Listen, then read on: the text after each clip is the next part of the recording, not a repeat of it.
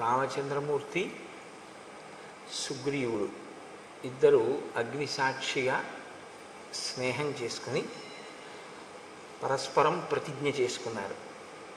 నేను వాలిని నిగ్రహించి నీకు రాజ్యం ఇస్తాను అని రామచంద్రమూర్తి, నేను అన్ని దిక్కులకు వానరములను పంపి సీతమ్మ జాడ కనిపెట్టి మళ్ళీ సీతమ్మని నీ పక్కకి చేరుస్తాను అని సుగ్రీవుడు. ఇద్దరూ ప్రతిజ్ఞ చేసుకున్నారు. తర్వాత శోకార్తిని పొందినటువంటి సుగ్రీవుణ్ణి ఓదారుస్తూ రామచంద్రమూర్తి అంటారు, మీ ఇద్దరూ తోడ పుట్టినవారు కదా, ఏకోదరులు, అటువంటి వారికి మీ ఇద్దరి మధ్య ఇంత వైరం ఎందుకు ప్రబలింది? నిన్ను రాజ్యభ్రష్టుణ్ణి చేసి నీ భార్యని తన భార్యగా ఎలా చేసుకున్నాడు వాలి? నాకు ఈ విషయాన్ని వివరిస్తే మీ ఇద్దరి మధ్య ఇంత వైరం రావడానికి కారణం నాకు బాగా అర్థమవుతుంది అన్నారు. ఇక్కడ మీరు ఒక విషయాన్ని గమనించవలసి ఉంటుంది. పూర్వాపర విచారణ బాగా చేస్తారు రామచంద్రమూర్తి. సుగ్రీవుడి విషయంలో స్నేహం చేశారు అంటే కబంధుడు చెప్పాడు కాబట్టి స్నేహం చేశారు. ఋష్యమూక పర్వతం మీద ఎవరు ఉంటారో అక్కడ ఉండాలి అంటే పాపాచరణము లేని వారైతేనే ఉంటారు అని కబంధుడు చెప్పాడు. కాబట్టి సుగ్రీవుని యందు పాపము లేదు అని రామచంద్రమూర్తి యొక్క విశ్వాసం. కాబట్టి స్నేహం చేశారు. కేవలం సీతమ్మ జాడ కనిపెట్టడానికి ఒక మిత్రుడు కావాలి అనుకుంటే నిజానికి సుగ్రీవుడి కన్నా వాలి గొప్పవాడు. ఎందుకంటే వాలి ఒక్క కబురు చేస్తే రావణుడు చాలా భయపడతాడు. వాలి చేత నిగ్రహింపబడినవాడు రావణుడు. కాబట్టి ఆయన అలా కావాలి అనుకుంటే సహాయం వాలితోనే స్నేహం చేయొచ్చు. రాముడికి తన కార్యం నడవడం ప్రధానం కాదు, ధర్మం నిలబడి అనుషంగికంగా తన కార్యం నడవాలి తప్ప ధార్మికమైన మార్గము కాని రీతిలో తన కార్యాన్ని చక్కపెట్టుకోవడం అనేటటువంటిది రాముడికి సుతారము ఇష్టం ఉండదు. ఆయనకి ముందేది అంటే ధర్మం. సత్యధర్మములు రెండింటినీ రెండు పాదములుగా పెట్టుకుని నడుస్తాడు. కాబట్టి రాముని యొక్క నడక, రాముని యొక్క ఆయనము రామాయణమైంది. కనుక ఆయన సుగ్రీవుడితో స్నేహం చేసి అన్నదమ్ముల మధ్య వైరానికి కారణం అడుగుతున్నాడు. ఇది రామచంద్రమూర్తి అడగడం ఆయనకి కొద్దిగా ఆశ్చర్యంగానే ఉంటుంది. ఎందుకనంటే రామలక్ష్మణ భరత శత్రుఘ్నులు నలుగురు కూడా అంత అన్యోన్యమైనటువంటి సోదర ప్రేమ కలిగిన వారు. ఇంత సోదర ప్రేమ కలిగినటువంటి అనుభవం ఉన్నవాడే కానీ అన్నదమ్ముల్లో ఇంత దారుణంగా తమ్ముడి భార్యని తన భార్యని చేసుకుని తమ్ముణ్ణి రాజ్యం నుంచి వెళ్ళగొట్టినటువంటి అన్నగారిని చూడడం అనేటటువంటిది రామచంద్రమూర్తికి కించిత్ కొత్తతనంగానే ఉంటుంది. కాబట్టి ఆయన కారణం అడిగారు, అసలు ఏ కారణం చేత నువ్వు బయటికి పంపబడ్డావు అంటే సుగ్రీవుడు చెప్తున్నాడు, వాలీనామ మమ భ్రాత జ్యేష్ఠ శత్రునిషూదన పితుర్బహుమతో నిత్యం మమాపి చ తథాపుర. నేను వాలి అన్నదమ్ములం. నా తండ్రి గారు వాలిని చాలా ప్రేమించాడు, పెద్ద కొడుకు కనుక. నేను కూడా వాలిని చాలా ప్రేమించాను, వాలిని చాలా గౌరవించాను. మా తండ్రి గారు శరీరాన్ని విడిచిపెట్టిన తరువాత జ్యేష్ఠ కుమారుడు కనుక వాలికి పట్టాభిషేకం జరిగింది. ఆయన రాజ్యాన్ని చేస్తున్నాడు. రాజ్యం ప్రశాసతస్తస్య పితృపైతామహం మహత్ అహం సర్వేషు కాలేషు ప్రణతః ప్రేష్యవత్స్థిత. వాలి రాజ్యం చేసేటటువంటి సమయంలో తాతలు తండ్రుల దగ్గర నుండి వచ్చినటువంటి రాజ్యాన్ని వాలి పరిపాలన చేసినటువంటి సమయంలో కూడా, అంటే రాజ్యమునందు వాలి ప్రతిష్ఠింపక పూర్వము, రాజ్యమునందు వాలి ప్రతిష్ఠింపబడిన తరువాత కూడా నేను ఆయన్ని ఒక సేవకుడు ఎలా గౌరవిస్తాడో అంత మర్యాదతో అంత గొప్పగా సేవించాను. అంటే నేను ఒక తమ్ముణ్ణి అన్న భావనతో ఎప్పుడు అహంకరించలేదు. నేను ఒక సేవకుడును అన్న భావనతోనే నేను వాలిని అనువర్తించాను. అంత గౌరవంగానూ చూశాను. ఒకానొకప్పుడు మాయావీనామ తేజస్వి పూర్వజో దుందుభేశ్రుత తేన తస్య మహద్వైరం స్త్రీకృతం విశ్రుతం పురా. ఒక స్త్రీ కారణంగా వాలికి మాయావి అనబడేటటువంటి ఒక రాక్షసునికి వైరం వచ్చింది. ఈ మాయావి మయుని యొక్క కుమారులలో పెద్దవాడు. అంటే మీకు వాలి యొక్క శీలం ఎటువంటిది, సుగ్రీవుని యొక్క శీలం ఎటువంటిది? ఒక గీత గీసి మహర్షి మాటల్లోనే చూపిస్తూ ఉంటారు. ఒక స్త్రీ కారణంగా వైరం, అంటే ఒకే స్త్రీని ఇద్దరు కాంక్షించి ఉన్నారు కాబట్టి వాలికి మయుడికి మధ్యలో అభిప్రాయ భేదాలు వచ్చాయి. ఒకానొక రాత్రి వేళ, ఒక అర్ధరాత్రి సమయంలో ఆ మయుడు కిష్కింధా నగరానికి చేరుకున్నాడు. అప్పటికి వాలి నిద్రపోతున్నాడు. ఆయన వచ్చి ఒక పెద్ద సింహనాదం చేశాడు. ఓ వాలి, నువ్వు బయటికి రా, నిన్ను నేను నిర్జిస్తాను, నేను అందుకే వచ్చాను. అంటే వేళాపాళాలైనటువంటి క్రౌర్యం, వేళాపాళాలైనటువంటి ఆగ్రహం. అంటే ఇంకా అతను చేరిందే తడవు కిష్కింధ, వాలిని చంపెయ్యాలన్నంత క్రుద్ధుడై ఉన్నాడు. కాబట్టి ఇప్పుడు ఆయన ఒక పెద్ద కేక వేశాడు. వెంటనే వాలి లేచి, నేను ఏదో మధువు సేవించి ఉన్నాను, రాత్రి వేళ కనుక నిన్ను నిగ్రహించలేని అనుకుంటున్నావేమో, నువ్వు అక్కడే నిలబడు, నేను వస్తున్నాను, నీతో తలపడతానని వాలి కూడా గబగబా బయలుదేరి యుద్ధానికి వెళ్ళాడు. వాలిని అనుగమించి సుగ్రీవుడు కూడా వెళ్ళాడు. ఎందుకనంటే వాలి సుగ్రీవుల యొక్క ప్రేమ, ఈ వైరం రానంతకాలం కూడా రామలక్ష్మణుల మధ్య ప్రేమ ఎలా ఉంటుందో అలాగే ఉంటుంది అని నేను మాట అంటే అంత పెద్ద దోషభూయిష్టమైనటువంటి మాట ఏం కాదది. ఎందుకంటే ఇంచుమించు అంత ప్రేమతోనూ ఉంటారు ఇద్దరు. సుగ్రీవుడు అలా అనువర్తించాడు, వాలి కూడా అంత ప్రేమించినట్లే కనపడుతుంది మనకి. కాబట్టి సతుమే భ్రాతరం దృష్ట్వా మాంచ దూరాదవస్థితం అసురో జాత సంత్రాస ప్రదుద్రావ తతో భృశం. చాలా దూరం నుంచి వాలిని సుగ్రీవుణ్ణి చూశాడు. చూసి ఇంత యుద్ధానికి వచ్చి వాలిని మట్టు పెడతానని పెద్ద పెద్ద కేకలు వేసి సింహనాదం చేసినటువంటి ఆ మాయావి, ఆ మయుని కుమారులలో పెద్దవాడైనటువంటి మాయావి ఒక్కసారి పరుగు లంఘించుకున్నాడు. వెనక్కి తిరిగి ఆయన పరిగెత్తి వెళ్ళిపోతున్నాడు. విడిచిపెట్టలేదు వాలి ఆయన్ని తరిమాడు. ఆయన వెళ్ళి వెళ్ళి వెళ్ళి వెళ్ళి ఆ మాయావి పచ్చగడ్డితో ఉన్నటువంటి ఒక పెద్ద బిలంలోకి, భూగృహంలోకి ప్రవేశించాడు.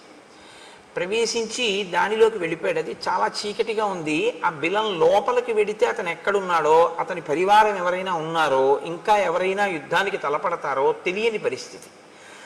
కాబట్టి ఇప్పుడు వాలి అందులో ప్రవేశిస్తుంటే సుగ్రీవుడు నమస్కారం చేసి అన్నాడు, అన్నయ్య నేను కూడా నీతో వస్తాను అన్నాడు. అంటే మీరు ఇది చెప్పేటప్పుడు రాముడితో చెప్తున్నాడు సుగ్రీవుడి కథ. సుగ్రీవుని యొక్క మనస్సు ఎంత పరిశుద్ధంగా ఉందో, అన్న పట్ల భిన్నాభిప్రాయం ఉన్నవాడు కాడు, అన్న రాజ్యాన్ని కైవసం చేసుకుందామనేటటువంటి ఉద్దేశ్యం ఉన్నవాడు కాడు. కాబట్టి అన్న నేను నిన్ను అనుగమించి ఈ భూగృహంలోకి వస్తాను అన్నాడు. శాపయిత్వాతు మాం పద్భ్యాం ప్రవివేశ బిలం మహత్. వాలి అన్నాడు, నేను నా పాదముల మీద ఒట్టు పెడుతున్నాను, నువ్వు నాతో రావద్దు. నేను లోపలికి వెళ్ళి ఆ రాక్షసుల్ని మట్టు పెట్టి తిరిగి వస్తాను, నేను తిరిగి వచ్చే వరకు నువ్వు ఈ బిలద్వారం దగ్గర కాపు కాయి. కాబట్టి ఇప్పుడు నేను ఈ మాట పూర్వం అరణ్యకాండలో రామచంద్రమూర్తి కూడా ఓసారి అన్నారు, నా పాదముల మీద ఒట్టు, నువ్వు సీతమ్మని తీసుకుని గుహలోకి వెళ్ళు, నేను యుద్ధం చేస్తాను 14,000 మంది ఖరదూషణాదులతోనని. కాబట్టి ఇప్పుడు సుగ్రీవుడు బిలద్వారం దగ్గర నిలబడ్డాడు. వాలి అత్యంత వేగంతో ఆ బిలంలోకి ప్రవేశించాడు. తస్య ప్రవిష్టస్య బిలం సాగ్రహ సంవత్సరో గతః. వాలి బిలంలోకి వెళ్ళిపోయాడు, సుగ్రీవుడు అక్కడ నిలబడ్డాడు. 1 సంవత్సరం అయిపోయింది. ఆయన తిరిగి రాలేదు, లోపల నుంచి ఏమీ చప్పుడు వినపడలేదు. 1 సంవత్సరం ఎదురు చూశాడు తిరిగి వస్తాడేమోనని, రాలేదు. కానీ 1 సంవత్సరం అయిపోయిన తర్వాత సఫేనం రుధిరం రక్తం అహం దృష్ట్వా సుదుఃఖితః. నురుగుతో కూడినటువంటి రక్త ప్రవాహం ఆ బిలంలోంచి పైకి రావడం మొదలుపెట్టింది. పైగా లోపల నుంచి వాలి వేసినటువంటి ఆర్తనాదములు, అంటే కొంచెం భయంతో కూడినటువంటి కేకలులా వినపడ్డాయి సుగ్రీవుడికి. అవి భయంతో వేశాడా వేయలేదా కాసేపు పక్కన పెట్టండి, ఆయనకు అలా వినపడ్డాయి. అహం త్వవగతో బుద్ధ్యా చిహ్నైస్తై భ్రతరం హతం సిధాయ చ బిలద్వారం శిలయా గిరిమాత్రయా శోకార్తశ్చోదకం కృత్వా కిష్కింధామాగత సఖే. సఖే అంటే ఓ రామ, ఓ స్నేహితుడా అని రాముణ్ణి ఉద్దేశించి మాట్లాడుతున్నాడు. ఓ స్నేహితుడా, నాకు ఎప్పుడైతే వాలి యొక్క కేకలు వినపడ్డాయో, ఆర్తనాదములు వినపడ్డాయో, రాక్షసుల యొక్క హాహాకారములు కూడా నాకు వినపడ్డాయో, నేను వాలి రాక్షసుల చేతిలో నిహతుడయ్యాడు. అక్కడ ఒక్క మాయావియే కాదు, చాలామంది రాక్షసులు ఉన్నారు. అందరూ కలిపి వాలిని మట్టు పెట్టారు అని నిర్ణయానికి వచ్చాను. వచ్చి వాళ్ళు పైకి వస్తారేమోనని. ఎందుకంటే ఎప్పుడూ సుగ్రీవుడికి జీవితాంతం పోలికే. ఎటువంటి పోలిక అంటే, నా అన్నగారు చాలా గొప్పవాడు, నా అన్నగారు చాలా పరాక్రమవంతుడు, అన్న చెయ్యలేని పని నేను చెయ్యలేను అని ఒక ఆలోచన ఎప్పుడు సుగ్రీవుడికి. కాబట్టి నా అన్నగారే అంత ప్రమాదంలో ఉన్నాడంటే ఇప్పుడు నేను బిలంలోకి వెళ్ళి కానీ బిలద్వారం దగ్గర నిలబడగానే ఏం చేస్తాను? కాబట్టి లోపల ఉన్న రాక్షసులు పైకి రాకుండా చెయ్యాలనుకున్నాడు. అందుకని ఒక పెద్ద శిలను ఒక దాన్ని దొర్లించి తీసుకొచ్చి దాన్ని ఆ బిలద్వారానికి అడ్డంగా పెట్టేశాడు. ఇప్పుడు ఏమనుకున్నాడంటే, ఇక అందులోంచి రాక్షసులు పైకి రాలేరు, అందులో ఉండిపోతారనుకున్నాడు. వాలి ఉన్నా సరే వాలి కూడా పోతాడు. రాజ్యం తీసుకుందాం అనుకున్నవాడైతే సంవత్సర కాలం ఎదురు చూడడు కుట్ర చేయడానికి. పైగా అతను వెళ్ళిపోయేటప్పుడు శోకార్తశ్చోదకం కృత్వా అన్నాడు. నేను ఆయన గురించి శోకించి ఉదకక్రియ చేశాను అన్నాడు. ఉదకక్రియ చేయడం అంటే జలతర్పణం. అంటే చనిపోయాడు అన్న భావనలో మనసులో అతనికి ఏం అనుమానం లేదు. బతికున్నాడో చచ్చిపోయాడో, నేను గబుక్కుని బిలానికి అడ్డంగా ఓ రాయి పెట్టేశాను అలాంటి భావన ఏం లేదు. ఖచ్చితంగా వాలి మరణించాడని అనుకున్నాడు. అందుకే అతను ఉదకక్రియ కూడా చేసేసాడు. చేసేసి తిరిగి వచ్చాడు. నిజంగా రాజ్యం మీద సుగ్రీవుడికి వ్యామోహం ఉండి ఉంటే వాలి చచ్చిపోయాడని మంత్రులకి చెప్పుండేవాడు. నేను బిలానికి అడ్డంగా ఒక శిలని పెట్టాను, ఉదకక్రియ చేశాను, వచ్చాను. కానీ అన్నయ్య చచ్చిపోయాడు అని నేను ఎలా చెప్పడం? అన్నయ్య ఏలినటువంటి రాజ్యాన్ని నేను ఏలగలనా? బహుశా అది ఆయన శంక. వాలి సింహాసనం మీద కూర్చుంటే అమ్మ బాబాయ్ వాలి పరిపాలిస్తున్నాడని ఎవరు రాలేరు. వాలి అంత సమర్థున్నా నేను వాలి కూర్చున్న సింహాసనం మీద కూర్చోడానికి? యువరాజుగా వాలి పక్కన కూర్చోగలనేమో, కానీ వాలి లేకుండా నేనే స్వతంత్రంగా పరిపాలన చెయ్యగలిగినటువంటి వాడిని కాను. అందుకని ఆయన మంత్రులకు చెప్పలేదు. కానీ వాళ్ళు ఏం చేశారు? యత్నతో మంత్రిభిశ్రుతం. వాళ్ళు గుచ్చి గుచ్చి గుచ్చి గుచ్చి ప్రశ్నించారు అనేక రకాలుగా. నువ్వు ఎందుకు వచ్చేసావు? వాలేడి? ఎందుకు రాలేదు? ఎప్పుడు వస్తాడు అని. దుఃఖముతో కూడుకున్నటువంటి మనసుతో ఉన్నవాడు కాబట్టి ఒక రోజున పైకి చెప్పేశాడు, వాలి మరణించాడు అని చెప్పాడు. ఎందుకని అంటే తను అలాగే నమ్మాడు. మంత్రులు అన్నారు, వాలి మరణించాడు, నువ్వు యువరాజువి, రాజు లేడు సింహాసనం మీద, సింహాసనం ఖాళీగా ఉండకూడదు, కాబట్టి ఉత్తరాధికారివి నువ్వే కనుక నీకు రాజ్యాభిషేకం చేస్తా ఉన్నారు. అభిషిక్తంతు మాం దృష్ట్వా వాలి సంరక్తలోచన మదీయాన్ మంత్రినో బద్ధ్వా పరుషం వాక్యమబ్రవీత్. ఈయనకి పట్టాభిషేకం చేశారు, సుగ్రీవుడు రాజ్యం చేస్తున్నాడు. సుగ్రీవుడు రాజ్యం చెయ్యడం మొదలుపెట్టినటువంటి కొద్ది కాలానికే వాలి వచ్చాడు. వాలి తిరిగి వచ్చి చూసి సుగ్రీవుడు రాజుగా ఉండడం చూడగానే ఆయన కళ్ళు ఎర్రబడ్డాయి. కుట్ర చేసి రాజ్యం పుచ్చుకున్నాడు అన్న భావన ఏర్పడింది. ఆయన సుగ్రీవుడిని అడగలేదు. అసలు సుగ్రీవుడు మాట్లాడడానికి కానీ సుగ్రీవుడు చెప్పడానికి కానీ అవకాశం ఇవ్వలేదు. సుగ్రీవుడు చెప్పింది నమ్మలేదు కూడా. కాబట్టి మదీయాన్ మంత్రినో బద్ధ్వా పరుషం వాక్యమబ్రవీత్. నా మంత్రులందరినీ ఖైదు చేసేసాడు. పైగా నన్ను చాలా పరుషంగా మాట్లాడాడు. ఏం మాట్లాడాడు అన్నది సుగ్రీవుడు చెప్పలేదు. పరుషంగా మాట్లాడాడు అంటే దాన్ని బట్టి మనం ఏమైనా అర్థం చేసుకోవలసి ఉంటుందంటే, నువ్వు రాజ్యకాంక్షతో కావాలని నన్ను చంపడం కోసమే బిలానికి శిల అడ్డుపెట్టి నేను లోపలికి వెళ్ళగానే అడ్డుపెట్టి వచ్చేసావు, వచ్చి రాజు అయ్యావు. సంవత్సరం ఎదురు చూసి వచ్చాడు అన్నదాన్ని వాలి ఊహించలేదు. వెళ్ళగానే బిలానికి శిల అడ్డు పెట్టాడు అనుకున్నాడు. కాబట్టి నిగ్రహేపి సమర్థస్య తం పాపం ప్రతిరాఘవ న ప్రావర్తతమే బుద్ధి భ్రాతుర్గౌరవయంత్రిత. నేనప్పుడు రాజ్యాధికారమునందున్నాను. బలవంతుడా బలహీనుడా కాసేపు పక్కన పెట్టండి.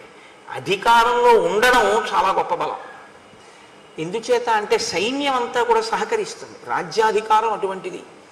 కాబట్టి నేను అధికారంలో ఉన్నాను కాబట్టి నేనే తలుచుకుంటే వాలిని నిగ్రహించగలను, కానీ నేను నిగ్రహించలేదు.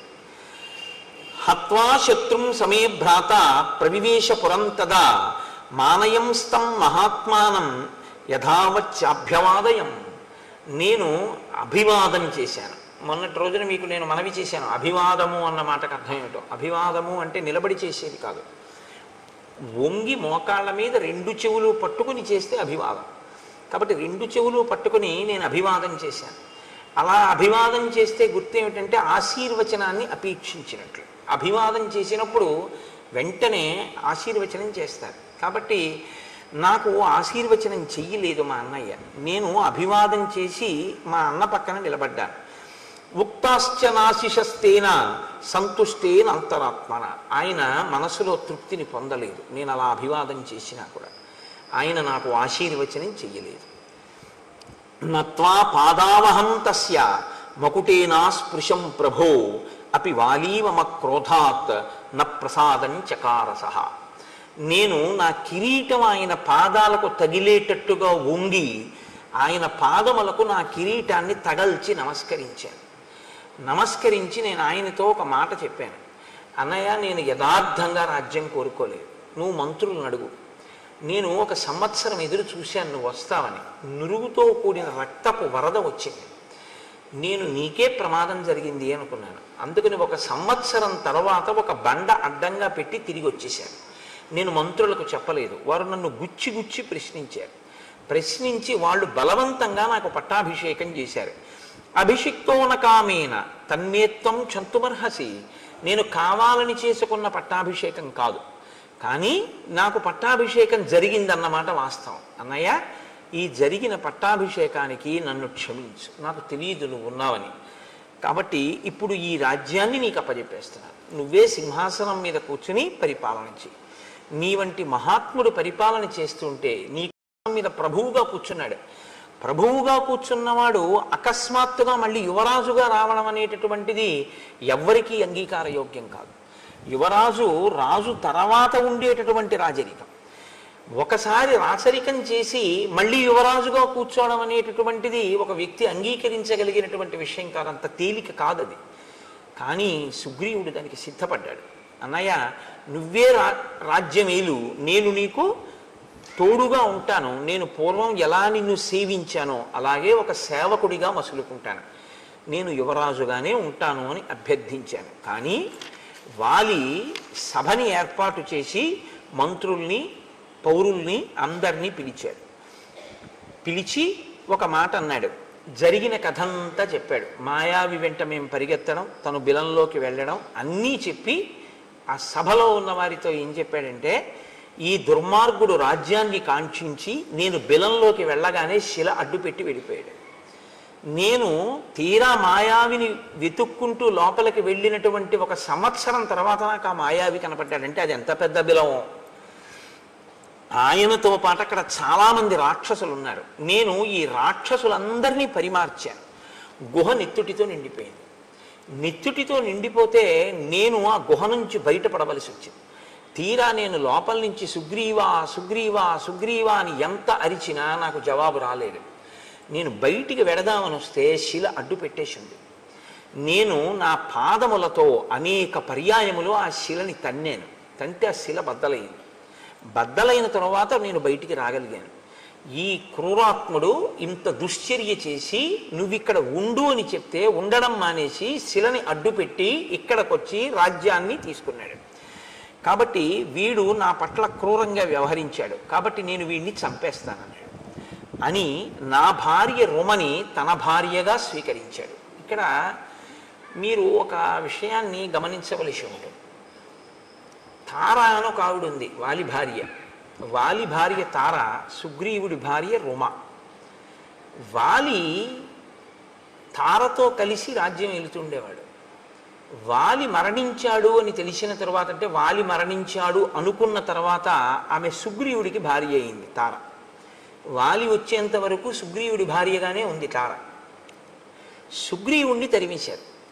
తరిమేశాక ఆవిడ మళ్ళీ వాలి భార్య అయింది. మళ్ళీ తర్వాత సుగ్రీవుడు వాలిని చంపేశాడు. ఆమె మళ్ళీ సుగ్రీవుడికి భార్య అయింది. మరి అప్పుడు సుగ్రీవుడి యందు మాత్రం దోషం లేదా? మరి అప్పుడు రాముడు ఎలా ఊరుకున్నాడు?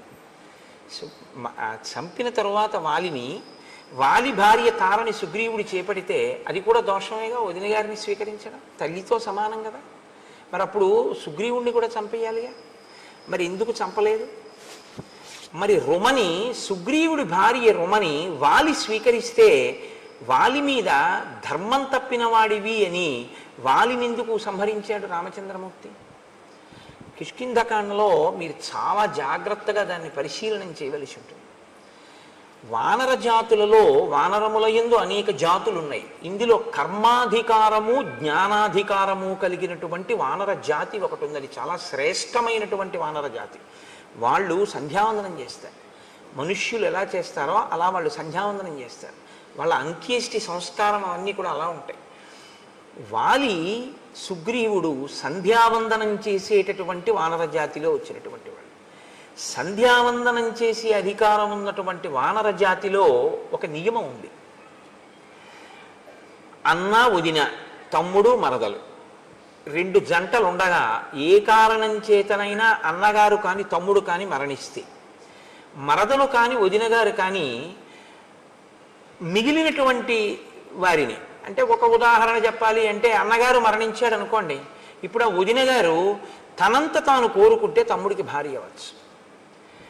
అలాగే తమ్ముడు మరణించాడు అనుకోండి, తమ్ముడి భార్య కోరుకుంటే అన్నగారికి భార్య కావచ్చు. అది వాళ్ళ ధర్మం, వాళ్ళ నియమం. అది మీరు మన నియమాలని తీసుకెళ్ళి అక్కడ పెట్టకండి. వాళ్ళ నియమం అలా ఉంది, అది వాళ్ళకి ధర్మబద్ధం.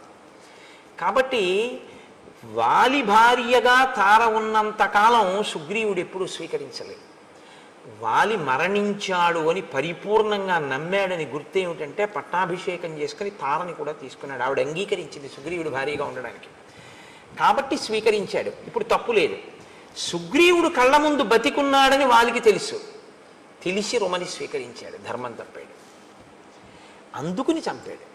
ఇది మీరు పట్టుకోవలసి ఉంటుంది. తర్వాత సుగ్రీవుడు మరణించాడు, వాలి మరణించాడు. వాలి మరణించిన తరువాత వాలి భార్య తార ఇప్పుడు భర్త పోయాడు కాబట్టి కోరుకుంటే ఆయన తమ్ముడికి భార్యగా వెళ్ళవచ్చు. కాబట్టి తార తమ్ముడికి భార్యగా వెళ్ళింది, రాముడి జోక్యం చేసుకోండి. ఆ ధర్మ సూక్ష్మాన్ని మీరు పట్టుకోవాలి. కిష్కింధకాండలో ఈ విషయాన్ని మీరు జాగ్రత్తగా పట్టుకోకపోతే ఏమవుతుందంటే రాముడు వాలినే ఎందుకు నిగ్రహించాడు, సుగ్రీవుణ్ణి ఎందుకు నిగ్రహించలేదు అన్నది ఒక పెద్ద ప్రశ్నగా నిలబడిపోతుంది. కాబట్టి నేను అనుకుంటున్నా ఇప్పుడు మీకు స్పష్టమైంది అని నేను అనుకుంటున్నాను. రాముడు ధర్మాత్ముడు, ఆయన ధర్మాన్నే నిలబెడుతూ ఉంటాడు ఇప్పుడు. కాబట్టి రామ, నేను బ్రతికుండగా నన్ను చంపడానికి ప్రయత్నం చేసి ఈ భూమండలం అంతా తిరిగాను వాలి తరువుకొస్తే. ఋష్యమూక పర్వతం మీదకి వచ్చి కూర్చున్నాను. కిష్కింధ పక్కనే ఉంది ఋష్యమూక పర్వతం. ఆఖరికి నేను ఈ ఋష్యమూకం మీదే కూర్చున్నాను. ఒక కారణం వల్ల ఇక్కడికి వాలి రాడు, అంతే చెప్పాడు. అప్పటికే ఆ మాటే చెప్పాడు. ఒకానొక కారణం చేత వాలి ఇక్కడికి రాలేడు. వాలే కాదు, వాలి అనుచరులు కూడా రాలేడు. అందుకని నేను ఇక్కడ ఉన్నాను, కానీ ప్రాణాలు అరచేత పెట్టుకుని ఉన్నాను. ఎందుకంటే నన్ను చంపాలి అని కృతకృత్యుడై ఉన్నాడు. ఎలాగైనా తమ్ముడిని చంపేస్తానంటున్నాడు. అందుకని ఏ క్షణంలో ఎవరిని పంపి నన్ను చంపుతాడోనని భయపడడం వల్లే మీ ఇద్దరిని చూసినప్పుడు కూడా వాలే పంపాడు అని నేను అంత భయపడ్డాను. నేను బ్రతికుండగా నా భార్య రుమని తన భార్యగా వాలి అనుభవిస్తున్నాడు. ఇది వాలి చేసినటువంటి ద్రోహం. అందుకని వాలిని సంహరించి నాకు రాజ్యాన్ని భార్యని ఇప్పించవలసింది అని నిన్ను ప్రార్థిస్తున్నాను అన్నాడు. ఇప్పుడు వెంటనే రామచంద్రమూర్తి అన్నారు, యావత్తం నాభిపశ్యామి తవ భార్యాపహారిణం తావత్ సజీవేత్ పాపాత్మ వాలి చారిత్ర దోషక. ఆయన తీర్పు చెప్తారు. చారిత్ర దోషక, నడవడి లేనివాడు. ధర్మం తెలియదా? తెలుసు, అలా చేపట్టకూడదు రుమనని తెలుసు, చేపట్టాడు. ఎలా చేపట్టాడు? తమ్ముడు బతికుండగా చేపట్టాడు, కాబట్టి ధర్మం తప్పాడు. ధర్మం తప్పినటువంటి ఆ వాలిని ఇక నేను బతకనివ్వను. నా కంటికి వాలి ఎంతకాలము కనపడడో అంతకాలమే బ్రతికుంటాడు. నా కంటికి వాలి కనపడిన ఉత్తర క్షణంలో వాలి మరణిస్తాడు. కాబట్టి నువ్వు ఇవ్వాలే, ఇప్పుడే బయలుదేరి కిష్కింధకి యుద్ధానికి పిలు. బయటికి వస్తాడు, నేను వాలిని చంపేస్తాను. సరే, బయలుదేరారు. ఆ వాలి, ఆ సుగ్రీవుడు రామచంద్రమూర్తితో మీ పరాక్రమం మీద నాకు ఎటువంటి అనుమానం లేదు, మీరు ఇంద్రునితో తుల్యమైన వారు, మీరు వాలిని నిగ్రహించగలరు, వాలినేమి 3 లోకములనే నిగ్రహించగలరు, అంతటి పరాక్రమ సంపన్నులు. అటువంటి మీతో నాకు మైత్రి ఏర్పడడం చాలా గొప్ప విషయం, చాలా సంతోషించవలసిన విషయం. రాజ్యభ్రష్టుడైన ఒక వానరుణ్ణి నేను, అటువంటి వానరుడితో మీరు స్నేహం చేశారు. పైకి అంటూ ఉంటాడు ఈ మాటలు, కానీ సుగ్రీవుడి మనసులో ఉన్న భావనలన్నీ వేరు ఈ సందర్భంలో. ఎందుకో తెలుసా అండి, ఆయన ఎప్పుడైనా సరే లక్ష్మణుడిని అసలు కూర్చోమని చెప్పడం. ఆయన ఎప్పుడైనా కూర్చోమంటే రాముణ్ణే కూర్చోమంటాడు. రాముణ్ణి కూడా ఎలా కూర్చోమంటాడంటే, ఒక కొమ్మ విరిచి వేసి 2 పర్యాయాలు చేశాడు అలాగా. ఒక కొమ్మ విరిచి వేసి దాని మీద తను కూర్చుని రాముణ్ణి కూర్చోమంటాడు. ఒకసారి అయితే ఏమైందంటే, రామలక్ష్మణులు ఇద్దరు నిలబడ్డారు, తను కూర్చుని మాట్లాడాడు. ఆ తరువాత ఏం చేశాడంటే, చూసి రామ మీరు కూర్చోండి అని లేచి ఒక మద్ది చెట్టు కొమ్మ విరిచి ఆసనంగా వేసి కూర్చోండని తను కూర్చుని ఇలా కూర్చోమన్నాడు. అంటే మహాత్ముల సరసన కూర్చోవడం, మహాత్ములతో సమానంగా కూర్చోవడం వారిని అవమానించడమే. అంటే వారు కూర్చోమంటే కూర్చోవచ్చు, అందులో దోషం లేదు. అలా ఉండకూడదు. మనం ఆ గమనించగలిగినటువంటి స్థితిని చూడాలి. ఇది సుగ్రీవుడికి తెలియదా? రాముడు మహాత్ముడని తెలియదండి, తెలియకపోవడం వల్ల అలా ప్రవర్తించాడు అని మీరు అన్నారు అనుకోండి. లేకపోతే మహాత్ములతో అలా ప్రవర్తించకూడదని సుగ్రీవుడికి తెలియదండి అని మీరు అన్నారనుకోండి. మహాత్ములతో అలా ప్రవర్తించకూడదన్న విషయం సుగ్రీవుడికి తెలుసు అనడానికి మహర్షి ఒక సాక్ష్యాన్ని చూపిస్తాడు. నేను మీకు ఎదర వచ్చినప్పుడు చూపిస్తాను. అంటే తెలిసి అలా ప్రవర్తించాడు. ప్రవర్తించి మీ అంతటి వారు నాతో స్నేహం చేస్తున్నారు, ఇంకింతకన్నా ఏం కావాలంటాడు. కానీ మనసులో అనుమానపడుతుంటాడు.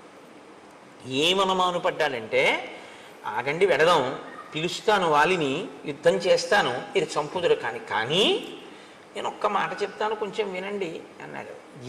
దేని గురించి భయం సుగ్రీవుడికి అంటే ఇప్పుడు బయటపడుతున్నాడు. సముద్రాత్ పశ్చిమాత్ పూర్వం దక్షిణాదపి చోత్తరం క్రామత్య నుదితే సూర్యే వాలి వ్యపగత క్లమః. వాలి ప్రతిరోజు సూర్యోదయానికి పూర్వం బ్రాహ్మీ ముహూర్తంలో నిద్రలేస్తాడు. చాలా మంచి అలవాటు. రావణుడు కూడా లేస్తాడు. కానీ ఇద్దరికీ ఉన్న లక్షణం ఏమిటో తెలుసా అండి? ఆయనకి కామం, ఈయనకి అహంకారం. నాకు బలం ఉంది అని. సంధ్యావందనం చెయ్యాలి అనుకున్నటువంటి వాడు ఓ చోట కూర్చుని చేసుకుంటే చాలు, అంతేకాని బలం ఉంది కదా అని సంధ్యావందనం చేసేటటువంటి వాడు ఏదో చెరువు దగ్గరికి వెడితే 4 గట్ల మీద సంధ్యావందనం చేయాలి, 4 చోట్లకి వెళ్ళి తర్పణ అంటే అర్ఘ్యం ఇవ్వాలని ఏం లేదు.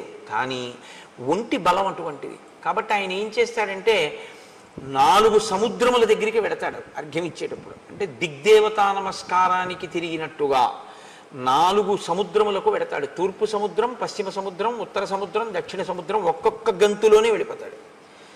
దక్షిణ సముద్రం దగ్గర కూర్చున్నవాడు ఒక్క గంతు వేస్తే ఉత్తర సముద్రం దగ్గర ఉంటాడు. ఉత్తర సముద్రం దగ్గర నుంచి ఒక్కసారి లంఘిస్తే మళ్ళీ తూర్పు సముద్రానికి వస్తాడు. తూర్పు సముద్రం నుంచి బయలుదేరితే ఒక్క గంతులో పశ్చిమ సముద్రాన్ని చేరుకుంటాడు. మా అన్నయ్య అంత వేగంగా సంధ్యావందనానికి వెడతాడు. సంధ్యావందనానికి వెళ్ళేటప్పుడు పెద్ద అలా వెళ్ళాలనేటటువంటి ఒక వ్యగ్రత ఏమీ ఉండదు. సంధ్యావందనం అనేటటువంటిది చాలా ప్రశాంతంగా చేసేటటువంటి స్థితి. మీరు విన్నారో లేదో, రాముడు అరణ్యవాసానికి రాగానే గంగా తీరంలో గుహుడి దగ్గరికి వెళ్ళాడు. నిర్మలమైన మనస్సుతో గాయత్రి చేస్తాడు. గాయత్రి ఎప్పుడు చేస్తున్నా సంధ్యావందనంలో మనసుని నిర్మలం చేసుకోవాలి. అందుకే అన్ని మాటలు ఆచమనం చేస్తారు. స్థూల సూక్ష్మ కారణ శరీరములందుండేటటువంటి తాపములను నిగ్రహించి మనసుని నిలబెట్టి సంధ్యావందనం చేయాలి, గాయత్రి చెయ్యాలి. అది బుద్ధిని ప్రచోదనం చేస్తుంది. కాబట్టి రాముడు చేస్తే ప్రశాంత చిత్తుడై చేస్తాడు. వాలి చేస్తే తన బలాన్ని బయట పెట్టుకునేటట్టు చేస్తాడు. సంధ్యావందనంలా చెయ్యాలి తప్ప సంధ్యావందనం వేలంబరానికి వెటకారాలకి సంధ్యావందనాలు చేయకూడదు.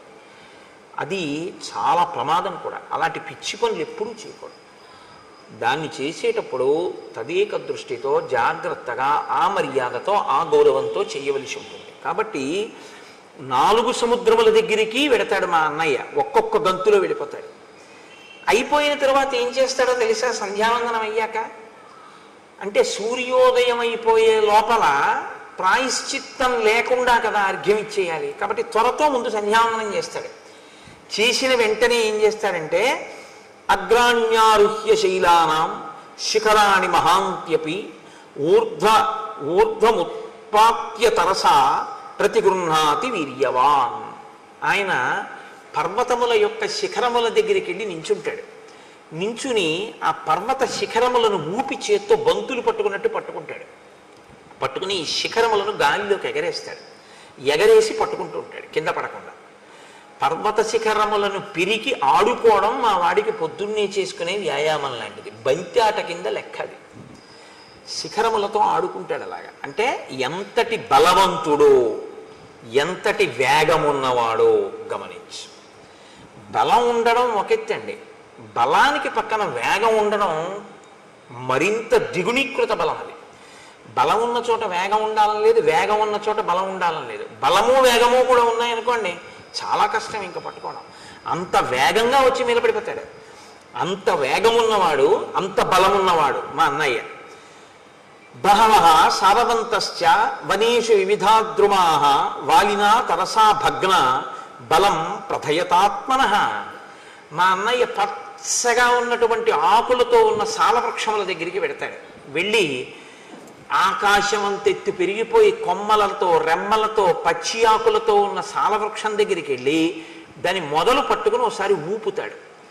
ఊపి పైకి చూస్తాడు. చూస్తే అపర్ణః, ఇహ ఆకులు ఉండవు ఆ చెట్టుకి, అన్ని ఆకులు కింద పడిపోతాయి. పచ్చాకు పడ్డం చాలా కష్టం, పచ్చాకు ఊడదు. కానీ మా అన్నయ్య సాలవృక్షాన్ని కదిపితే ఆకులన్నీ ఊడి కింద పడిపోతాయి. అంతటి మహాబలవంతుడు. అంటే ఏమిటి? నిన్ను నమ్మి నేను వెళ్ళొచ్చా? నేను వెళ్ళి యుద్ధానికి పిలిచిన తరువాత నువ్వు తట్టుకోలేకపోతే, ఏదో వాలి చంపేస్తానంటున్నావు, మంచిదే పాపం, ఏదో మిత్రత్వంతో. కానీ తీరా అక్కడికి నువ్వు వచ్చి కాళ్ళు చాపావనుకో, నా పరిస్థితి ఏమిటి? వదిలిపెట్టండి నన్ను ఇంకా. కాబట్టి మా అన్నయ్య బలం ఏమిటో ముందు తెలుసుకో. అంటే రాముని మీద కించిత్ అనుమానం ఉంది. రాముని యొక్క బలం మీద పరిపూర్ణమైనటువంటి విశ్వాసం ఉన్నవాడు కాదు. ఈ మాట చెప్పిన తరువాత ఇంకొకటి చెప్తున్నాడు. మహిషోదుందుభిర్నామ కైలాస శిఖర ప్రభ బలం నాగసహస్రస్య ధరయామాస వీర్యవాన్. దుందుభి అని ఆ మాయావి యొక్క తమ్ముడు, వాడికన్నా గొప్పవాడు వీడు. వీడికి 1000 ఏనుగుల యొక్క బలం ఉన్నటువంటి వాడు. 1000 ఏనుగుల బలం ఉంటే వచ్చిన ఇబ్బంది ఏముందండి? దానికి పెద్ద గొడవ ఉంది. ఆయన బలం అయింది, ఆయన తిండి అయింది. కానీ వచ్చిన బాధ ఏమిటంటే బలం ఉంది కాబట్టి రోజు ఎవరో ఒకళ్ళతో యుద్ధానికి వెళ్తాడు. యుద్ధానికి వెళ్ళడానికి ఆయనకి ఈయనకి ఏమీ అభిప్రాయ భేదాలు ఉండక్కర్లేదు. బలవంతులు ఎవరని అడుగుతాడు. బలానా ఆయన బలవంతుడండి అన్నారనుకోండి, నేను పొద్దున్నే వెళ్ళి వాళ్ళు ఇంటి ముందుకు వెళ్ళి జబ్బలు ధరుస్తాడు. వస్తావా రావా యుద్ధం చేస్తానంటాడు. అంటే ఓడించేయాలంతే. నేను బలవంతుడననేటటువంటి ఒక ఖండకావరం అన్నమాట. కాబట్టి ఈ దుందుబి 1000 ఏనుగుల బలం ఉన్నవాడు కాబట్టి ఒకసారి సముద్రుడి దగ్గరికి వెళ్ళాడు. సముద్రుడు అనంతమై గంభీరంగా ఉంటాడు కాబట్టి ఆయన దగ్గరికి వెళ్ళి జబ్బలు చరిచి అన్నాడు, నువ్వు ఇంత పెద్ద సముద్రుడు ఉన్నావు, ఇంత బలవంతుడు అంటారు, ఇవాల్టితో నీ పొగరనిచేస్తాను, రా యుద్ధానికి అన్నాడు. ఆయన ఏం చేశాడు అంటే ఆయన ఏం చెయ్యక్కర్లేదు. బలం ఉంది కాబట్టి గొడవ పెట్టుకుంటూ ఉంటాడు. అదే రాక్షస ప్రవృత్తి అంటే, అంతకన్నా ఇంకేం ఉండదు. కాబట్టి ఎప్పుడైనా అటువంటి వాడు మీకు కనపడితే మీరేం చేయాలంటే సముద్రుల్లా హిమవంతుల్లా మాట్లాడాలి అని గుర్తుపెట్టుకోండి. తప్ప మీరు యుద్ధానికి వెళ్ళిపోకూడదు, వాళ్ళే మీరు కూడా రెచ్చిపోకూడదు. కాబట్టి సముద్రుడు ఎంత గంభీరంగా మాట్లాడాడంటే ఆయనే గాంభీర్యం సముద్రం అంటే. తత సముద్రో ధర్మాత్మ సముద్ధాయ మహాబల అబ్రవీద్వచనం రాజనం అసురం కలచోదితం. కాలము చేత గ్రసింపబడడానికి సిద్ధపడుతున్నటువంటి ఆ దుందుబికి ఈ కండకావరం పెరిగింది. కాబట్టి సముద్రుడి దగ్గరికి వెడితే సముద్రుడు లేచి అన్నాడు, నీతో నేనేమి యుద్ధం చేస్తానయ్యా?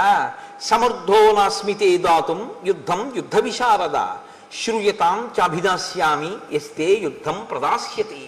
శైలరాజో మహారణ్యే తపస్వి శరణం పరం శంకర శ్వశురో నామ్నా హిమవానితి విశ్రుత గృహప్రస్రవణోపేతో బహుకందర నిర్ఝర స సమర్థస్తవ ప్రీతిం అతులాం కర్తుమాహవే. ఉత్తర దిక్కున హిమవంతుడున్నాడు. హిమవంతుడు చాలా పెద్ద పర్వతం. ఋషులందరూ ఆయన్ని ఆశ్రయించి ఉంటారు తపస్సు చేసుకోవడానికి. ఆ హిమవత్ పర్వతం మీద ఉంటారు.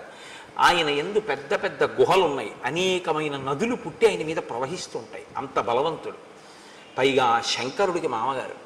కాబట్టి ఆ హిమవంతుడి దగ్గరికి వెళ్ళి అడుగు, ఆయన చేస్తాడు యుద్ధం. నీలాంటి వాడితో నేనేం యుద్ధం చేస్తాను, కాబట్టి నాతో యుద్ధం అక్కర్లేదు, నేనే చెప్తున్నానుగా చేయలేనని ఆయన దగ్గరికి వెళ్ళాను. వాడు వెంటనే అయితే నువ్వు చేయలేవన్నమాట, కాబట్టి ఓడిపోయినట్టే. వాడికి అక్కడతో ఆ కోరిక తీరిపోయింది. కాబట్టి ఇప్పుడు కానీ వాడికి ఆ తీట వదిలిపోతూ ఉండాలి, రోజు ఎవరో ఒకళ్ళతో యుద్ధం చేయాలి వాడు. కాబట్టి వాడు హిమవంతుడి దగ్గరికి వెళ్ళాడు. పిలిచి, నువ్వు నాతో యుద్ధం చెయ్యాలి, సముద్రుడు నీ గురించి ఇంత గొప్పగా చెప్పాడు, నేను నీతో యుద్ధానికి వచ్చానన్నాడు. అంటే ఆయన అన్నాడు, దేనికి యుద్ధం, మన ఇద్దరి మధ్య వైరం ఏం లేదు, నిష్కారణంగా నాతో యుద్ధం ఎందుకు అంటే, లేదు నాకు బలం ఉంది, నువ్వు బలవంతుడవో నేను బలవంతుడినో తేలిపోవాలన్నాడు. నీ అంత బలవంతుడిని నేను కాదని నేనే చెప్తున్నాను. నేను ఏదో తాపసులకి ఆశ్చర్యం ఇస్తూ ఉంటాను, వాళ్ళు తపస్సు చేసుకుంటూ ఉంటారు నా దగ్గర, నేను అందుకు పనికి వచ్చేవాడినే కానీ ఇలా యుద్ధాలు అవినే చేయలేను అన్నాడు. నువ్వు యుద్ధం అన్నా చెయ్యి, నాతో యుద్ధం చేసేవాడిని అన్నా చూపించన్నాడు. అదో పెద్ద విచిత్రమైనటువంటి విషయం.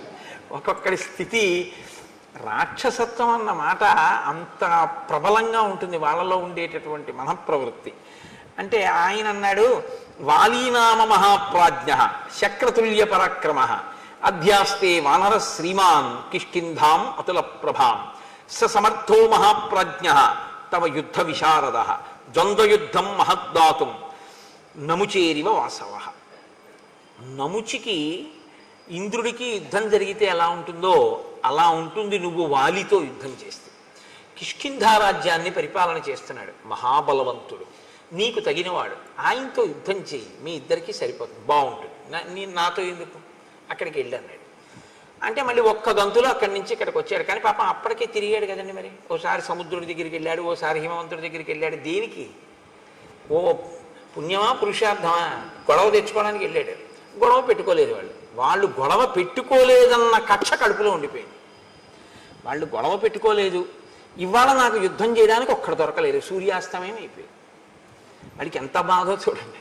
ఏదో ఇవాళ నేను అయ్యో ఒక్క గుడికి వెళ్ళలేదు, ఒక్క గోపురానికి వెళ్ళలేదు, రామాయణంలో ఒక్క శ్లోకం చదవలేదు, ఒక్కసారి రామనామం రాయలేదు, రామరామ అనలేదు, ఇవాళంతా ఏమిటో ఇలా గడిచిపోయింది అని భక్తుడు విసుక్కున్నట్లు వాడికి చాలా కోపం వచ్చింది. సూర్యాస్తమయం అయిపోయింది, ఒక్కడు గొడవకు వచ్చిన వాడు లేడు, ఒక్కడితో యుద్ధం దొరకలేదు, చీకటి పడిపోయింది. వీడు వస్తాడో రాడో, పడుకున్నాడో ఏమో. కాబట్టి ఇప్పుడు రెచ్చగొట్టడానికి కిష్కింధ వెళ్ళాడు. అప్పటికే బాగా చీకటి పడిపోయింది, ఊరుకోవచ్చు, కానీ రేపొద్దున మళ్ళీ ఎక్కడికైనా వెళ్ళిపోతానంటాడేమో అని కంగారు, యుద్ధానికి ముందే సిద్ధం చేసేసుకుంటే పోతుందని. అంటే ఎంత వెర్రిగా ఉంటారో చూడండి ఒక్కొక్కళ్ళ మనస్తత్వం. మీరు ఇవి చూసి, రామాయణం చూసి అలా ఉంటారనుకోకండి. నేను పేర్లు చెప్తే బాగుండదు, పేపర్లలో చదవట్లా మీరు, ఎంతమందో ఇలాంటి వాళ్ళు. కాబట్టి అయిన దానికి కాని దానికి జబ్బలు చదవడం, రా నాతో అంటూ ఉండడం, ఎంత రాక్షసత్వంతో ఉంటారు. కిమర్థం నగరద్వారం ఇదం వృద్ధ్వా వినర్దసి దుందుబే విదితో మేసి రక్ష ప్రాణాన్ మహాబల. వాలి ఈ దుందుబి చేసినటువంటి హడావిడి విన్నాడు. ఆయన వచ్చినవాడు ఊరుకున్నాడా, ఒక మహిష రూపంలో వచ్చాడు. వచ్చి ఒక పెద్ద మహానాదం ఒకటి చేశాడు. ఆ కిష్కింధంతా చెట్లు ఉన్నాయి, ఆ చెట్లన్నీ విరగ్గొట్టేస్తున్నాడు. గిట్టలతో భూమినంతటినీ కూడా ఇలా దున్నేసి ఆ పైకి మట్టి రేపేసి భూమిని బద్దలు చేసేస్తున్నాడు ఆ బలంతో. ఆ నగర ద్వారాన్ని భేదించేస్తున్నాడు, బద్దలు కొడుతున్నాడు. బద్దలు కొడుతుంటే వాలి నిద్ర లేచి అన్నాడు, ఎందుకురా, ఎవడరా అల్లరి చేస్తున్నవాడు, ఏమిట్రా అంత కంగారు వాడికి, ఎందుకు అలా ఆ నగర ద్వారాన్ని బద్దలు కొడుతున్నాడు అంతే. ఆయన అడిగింది, నాకు నీతో యుద్ధం కావాలి, ఇప్పుడు చేస్తావా రేపు చేస్తావా అని అడిగితే అయిపోతుంది పోనీ. కానీ వీడన్నాడు, అంటే రాక్షసత్వం అంటే మాటలు ఎలా ఉంటాయో చూడండి, అకారణంగా. నత్తం స్త్రీ సన్నిధౌ వీర వచనం వక్తుమర్హసి మమ యుద్ధం ప్రయచ్ఛాత్య తతో జ్ఞాస్యామి తే బలం. ఆడాళ్ళ దగ్గర కూర్చొని అరవడం కాదు. అంటే మరి రాత్రి అయిపోయింది, అంతఃపురవాసంలో రాణుల దగ్గర కదా ఉంటాడు, ఆడవాళ్ళ దగ్గర ఉండి ఏదో పెద్ద వీరుళ్ళ ఎవడరా అని అడగడం కాదు, రా యుద్ధానికి, నీ బలం ఏంటో తేల్చేస్తానన్నాడు. ఎవరసలు వాడు, ఏమీ చెప్పడం, కంగారు. అనుకుని మళ్ళీ ఏమనుకున్నాడో వెంటనే అభయం ఇచ్చి, ఫోన్లే చీకటి పడిపోయాక వచ్చాను కదా అని, అధమాధారయిష్యామి క్రోధమధ్య నిశామి మాం గృహ్యతాం ఉదయ స్వైరం కామభోగీషు వానర. పోన్లే ఎలాగోలా కష్టపడి రేపు పొద్దుటి వరకు నేను ఈ కోపాన్ని ఇలాగే అట్టే పెట్టుకుంటాను, రేపు పొద్దున్న యుద్ధానికి రా, ఇవాళకి రాత్రి నీ రాణులతో హాయిగా కామోపభోగాన్ని అనుభవించు. ఎందుకు ఆ కోపాన్ని నిలబెట్టుకోవడం? ఎవడైనా కోపం వదిలేస్తానని చూడాలి. ఆయన అంటాడు చాలా కష్టం మీద రేపు పొద్దుటి వరకు కోపాన్ని నిలబెట్టుకుంటానంటాడు. అంటే దుష్టుడి యొక్క మనఃప్రవృత్తి ఎలా ఉంటుందో చూడండి. ఉత్తమే క్షణకోపస్య మధ్యమే ఘటికాద్వయం మధమే స్యాదహోరాత్రం పాపిస్తే మరణాంతక. కష్టపడి కోపం నిలబెట్టుకోవడం ఎందుకండి? అది పోతుంటే హాయిగా వదిలిపెట్టేయాలి దాన్ని. అమ్మాయి మన ప్రయత్నం లేకుండా పోయిందిరా అనుకోవాలి. కానీ వాడికి అలా చిత్తశాంతి లేదు, దాన్ని కష్టపడి నిలబెట్టుకుంటున్నాడు, గిట్టలతో గీరేస్తున్నాడు, చెట్ల కొమ్మలు అంటే రాత్రల్లా అలా చేస్తూ ఉంటాడు. నువ్వేం చేయాలి, వాలి ఏం చేయాలో చెప్తున్నాడు. ఇవాళ రాత్రికి నీ రాణులతో భోగించు. దీయతాం సంప్రదానంచ పరిష్వజ్య వానరాన్ సర్వశాఖా మృగేందస్త్వం సంసాదయ సుహృజ్జనాన్. నువ్వు దాన ధర్మాలు ఏమైనా చెయ్యాలనుకుంటున్నావేమో, ఇవాళ రాత్రి చేసేసి ఎవరికేమైనా ఇద్దామనుకుంటే ఇచ్చేసి. పరిష్వజ్య వానరాన్, ఎవరైనా నీకు ముఖ్యమైనటువంటి వానరుల్ని చూడాలంటే వాళ్ళని పిలిపించి కౌగిలించేసుకోసారి. ఎందుకంటే ఇవన్నీ అంటే ఖండకావరం నోటి తేట. సర్వశాఖా మృగేందస్వం సంసాదయ సుహృజ్జనాన్. ఒకసారి నీ సుహృత్తులు ఉంటారు, మంచి స్నేహితులు, మళ్ళీ చూడడం ఉండదు, రేపు పొద్దున చంపేస్తాను నేను, అందుకని వాళ్ళందరినీ పిలిచి ఓసారి చూసేసి. అంటే దేనికి చంపేస్తావు? ఏమి కారణం లేదు, తను బలవంతుడు అనిపించుకోవాలి కాబట్టి చంపేస్తాడంతే. సుదృష్టాం కురు కిష్కింధాం కురుష్వాత్మ సమంపురే క్రీడస్వచ సహ స్త్రీభి అహం తే దర్పనాశన. రేపు ఎలాగో నిన్ను చంపేస్తాను ఉదయం, కాబట్టి ఇవాళ ఏం చేస్తావో తెలుసా? ఒకసారి ఆ కిష్కింధా సామ్రాజ్యాన్నంతటినీ ఓసారి చూసేసుకో. రాజు కాబట్టి నీకు ఆ మక్కువ ఉంటుంది, ఓసారి ఆ రాజ్యం వంక చూడు. నీకు ఇష్టం కాబట్టి ఆ రాజధాని వంక కూడా ఓసారి చూసేయి. ఇవాళ రాత్రి నీకు ఇష్టమైనటువంటి స్త్రీలు ఎవరున్నారో వాళ్ళతో భోగించి రేపు పొద్దున నిన్ను చంపేస్తాను. యోహిమత్తం ప్రమత్తం వా సుప్తం వా రహితం భృశం హన్యాత్ స భ్రూణ లోకే తద్విధం మదమోహితం. అసలు ఇప్పుడే చంపేందరు. ఎందుకు వదిలేస్తున్నానో తెలుసా? నువ్వు తాగి రాణులతో భోగం అనుభవిస్తూ ఉంటావు కాబట్టి నిద్రపోతున్న వాడిని, ఆయుధం లేనివాడిని, యుద్ధానికి సిద్ధంగా లేనివాడిని, ఏదో కామోపభోగంలో ఉన్నవాడిని చంపడం అంటే భ్రూణహత్య, పసిపిల్లాన్ని చంపడంతో సమానం. కాబట్టి నేను అటువంటి పాపపు పనులు చేయనన్నాడు. మళ్ళీ ఇందులో మళ్ళీ పాపపుణ్య విచారణ ఒకటి వాడికి. రాక్షసత్వం అంటే అలాగే ఉంటుందండి, చాలా గమ్మత్తుగా ఉంటాయి వాళ్ళ మాటలు. కాబట్టి రేపొద్దున్న యుద్ధానికి రాను అంటే వాడికి వీడికన్నా సరదా వాడికి. వాడన్నాడు రేపొద్దుడి దాకా ఎందుకు, నేను తాగిన అది వీరరసం, నేను మధుపానం చేసినా అది నన్నేం అడ్డదు, కాబట్టి నేను ఇప్పుడే చంపేస్తాను, రేపొద్దుడి దాకా ఏంటి, అవన్నీ నాకేం అవసరం లేదన్నాడు అని వెంటనే లోపలికి వెళ్ళి తమేవ ముక్త్వా సంక్రుద్ధో మాలాముక్షిప్య కాంచనీం పిత్రా దత్తాం మహేంద్రేణ యుద్ధాయ వ్యవతిష్ఠత. తన తండ్రి అయినటువంటి మహేంద్రుడిచ్చిన బంగారు మాల ఒకటి ఉంది, ఆ మాల తీసి మెడలో వేసుకున్నాడు. ఆ మాలకి ఒక శక్తి ఉంది, అది తనలోని తేజస్సుని తనలోని బలాన్ని క్షీణించిపోకుండా మాల స్వీకరించి కాపాడుతుంది. ఎదుటివారి బలాన్ని లాగేస్తుంది అని చెప్పకూడదు మీరు ఎప్పుడు. అది ఆయనలో తేజస్సుని ఆయనలో బలాన్ని క్షీణించిపోకుండా తనలోకి తీసుకుని కాపాడి మళ్ళీ ఇస్తూ ఉంటుంది. మహేంద్రుడిచ్చిన మాలకి ఆ శక్తి ఉంది. అందుకే అది మెడలో ఉన్నంతసేపు వాలి మరణించాడు. వాలి మరణించాలి అంటే అది మెడలోంచి తీసేయాలి, అది మెడలోంచి తీస్తేనే మరణిస్తాడు. కాబట్టి ఇప్పుడు ఆ హారాన్ని మెడలో వేసుకున్నాడు. వేసుకుని వెళ్ళి ఆ రెండు కొమ్ములు పట్టుకుని ఎవడరా దుందుభి నువ్వేనా అన్నాడు. అవును నేనే అన్నాడు. రేపు పొద్దుడు దాకా ఎందుకు ఇప్పుడు రా అని రెండు కొమ్ములు పట్టుకుని విరిచేశాడు. ఇంత అల్లరి చేసిన వాడు ఏమీ లేదు. 4 పిడిగుద్దులు గుద్దాడు, ముక్కులోంచి చెవుల్లోంచి నోట్లోంచి నెత్తురు కక్కుని ఢామ్మని చచ్చిపోయాడు. ఎందుకు ఇంత అల్లరి అంటే ఎందుకు ఎక్కడో హాయిగా పడుకోక ఈశ్వరుడు ఇచ్చిన బలంతో ఎందుకు వచ్చిన గొడవ, ఎందుకు వెళ్ళినట్టు, ఎందుకు యుద్ధం చేసినట్టు, ఎందుకు చచ్చిపోయినట్టు అంటే ఒక్కటే చెప్పవలసి ఉంటుంది, ఖండకావరము. కాబట్టి తం తోలయిత్వా బాహుభ్యాం గతసత్వం అచేతనం చిక్షేప బలవాన్ వాలి వేగే నైకేన యోజనం. అదిగో అప్పుడు మా అన్న వాలి ఏం చేశాడో తెలుసా? ఆ చనిపోయినటువంటి దుందుభిని కోపంతో వాడు కొనప్రాణంతో ఉండగా రెండు చేతులతో పైకెత్తి గిర్ర గిర్ర గిర్ర గిర్ర తిప్పి విసిరిశాడు. పర్వతం అంత శరీరం ఉన్నవాడు దుందుబి.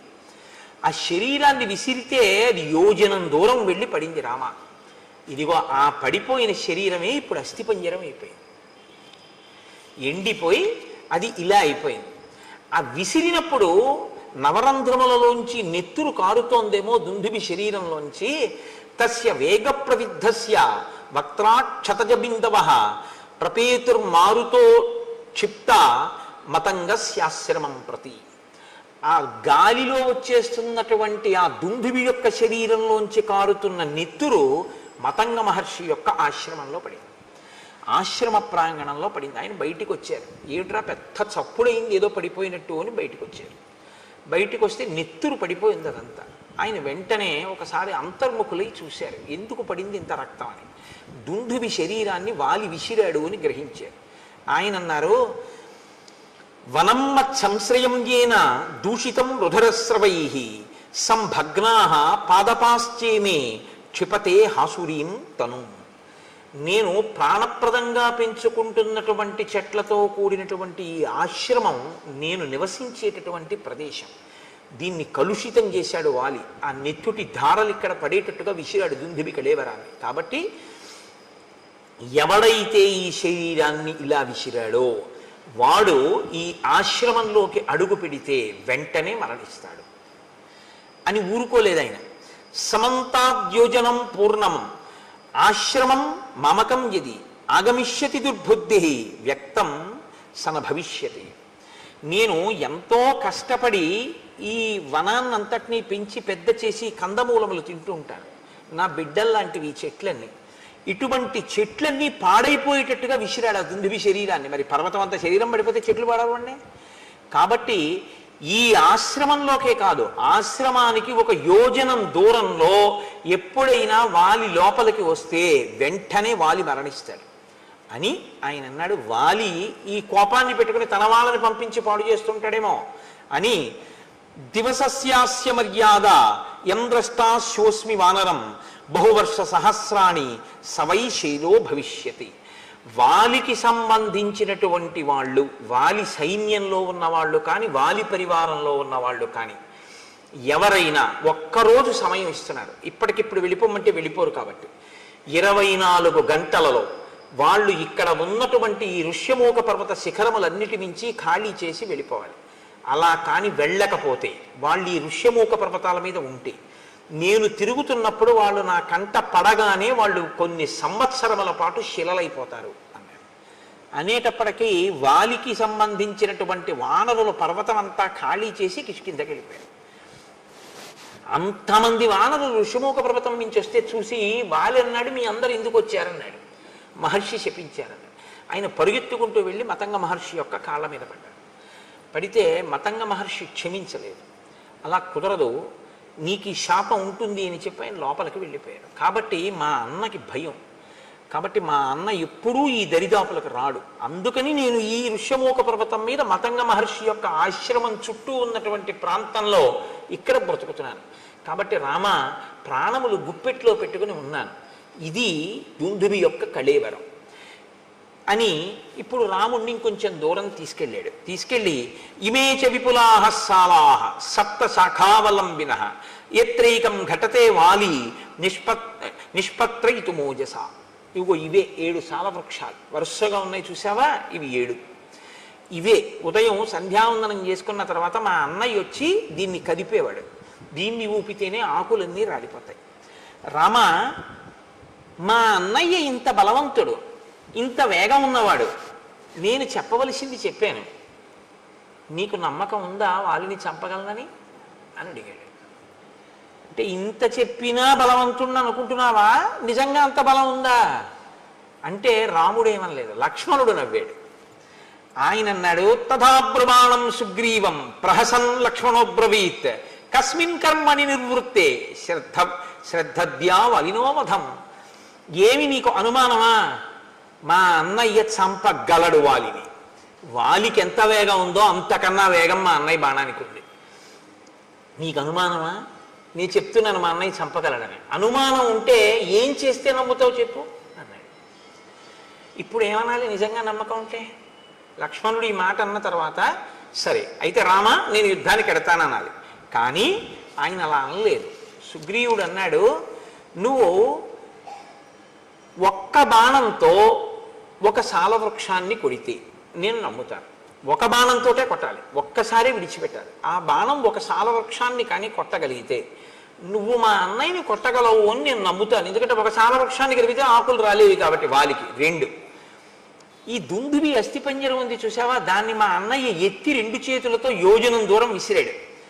నువ్వు నీ కాలి బొటన వేలుతో దీన్ని ఎత్తి 200 ధనస్సుల దూరం విసిరి చూస్తానంటే 400 గజాలు విసిరితే నేను నమ్ముతాను అన్నాడు. అంటే సుగ్రీవుడికి నమ్మకం కలిగించడానికి ఆయన కర్మ అండి రామచంద్రమూర్తికి, ప్రయోజనం సుగ్రీవుడిది, పరీక్ష రామచంద్రమూర్తికి. అంత బలం ఉందా లేదా ముందు నాకు చూపించు అంటే డ్రైవింగ్ లైసెన్స్కి బ్రేక్ ఇన్స్పెక్టర్ గారి ముందు ఒకసారి స్కూటర్ నడిపినట్టు సుగ్రీవుడి ముందు రామచంద్రమూర్తి తన విలువిద్యని ప్రదర్శిస్తున్నారు. ఎటువంటి మహానుభావుడు, ఎటువంటి స్థితి. కాబట్టి ఇప్పుడు ఆయన అన్నాడు, సరే నీకు నా బలం తెలియాలి అంతే కదా. అంటే వెంటనే సుగ్రీవుడు అంటాడు, అయ్యయ్యో మీ బలం నాకు తెలియక కాదు, మీరు దేవేంద్రుడు అంతటి బలవంతులు. మీరు దేవేంద్రుడిని ఏమిటి 3 లోకములను నిగ్రహిస్తారు, అంతటి బలపరాక్రమములు ఉన్నవారు. దశరథ మహారాజు గారి కొడుకు, మహానుభావుడివి, అస్త్రశస్త్రములు ఎరిగిన వాడివి. కానీ వచ్చిన ఇబ్బంది ఏమిటంటే మా అన్నయ్య బలం నాకు ప్రత్యక్షంగా తెలుసు, నీ బలం విన్నానంతే, నాకు ప్రత్యక్షంగా తెలియదు. కింతు తస్య బలజ్ఞోహం దుర్భ్రాతుర్బలశాలిన అప్రత్యక్షం తుమే వీర్యం సమరేతవ రాఘవ. మా అన్నయ్య యుద్ధాలు చేయడం నేను చూశాను, మా అన్నయ్య ఓడిపోవడం అన్నది నేను చూడలేదు. వాళ్ళెప్పుడు ఓడిపోలేదు జీవితంలో, కాబట్టి వాలి ఓడిపోవడం అన్నది నేను చూడలేదు. బలానా దానికి ఓడిపోతాడని చెప్పడం కుదరదు. అంత వేగం, అంత బలం నీకు ఉంది అని నేను విన్నాను, కానీ నేను ఎప్పుడు చూడలేదు. కాబట్టి ప్రత్యక్షంగా చూస్తే ధైర్యం వేరు. కాబట్టి ఓసారి ఇవి 2 చేసి చూపిస్తే నమ్ముతాడు. పైకి నమ్మినట్టే ఉంటాడు, కానీ ఓసారి ఈ కంటితో చూస్తే కానీ నమ్మనంటుంటాడు. సుగ్రీవుణ్ణి అనక్కర్లేదండి, మనందరం అంతే కదా. మీరు కాదు, మీరు పెద్దలు, నేను మిమ్మల్ని అంటలేదు. నా బోటిగాడు ఈశ్వరుడు ఉన్నాడు అంటుంటాను, కానీ ఏమో ఎందుకైనా మంచిది మన గొడవ మనం చూసుకుంటుంటే అంటుంటాం. నమ్మినట్టు ఉంటాం, కానీ అవును ప్రహ్లాదుని రక్షించాడు, అవును రామచంద్రమూర్తి అదేంటి వానరులందరినీ రక్షించారు అంటాం, రామాయణం అంతా చెప్తాం, కానీ మన అపనమ్మకం మందే. సుగ్రీవుడు అంతే. కాబట్టి ఇప్పుడు ఆయన నీకు నమ్మకం కలగడం కోసం నేను ఈ దుందిపి కళేవరాన్ని ఎత్తి విసిరాలంతే కదా అని ఏదైనా ప్రత్యయోస్మాసు విక్రమే తమ వానర ప్రత్యయం సమరే శిలాఘ్యం అహముత్పాదయామితే రాఘవో దుందుబే కాయం పాదాంగుష్ఠేన లీలయా తోలయిత్వా మహాబాహు చిక్షేప దశయోజనం.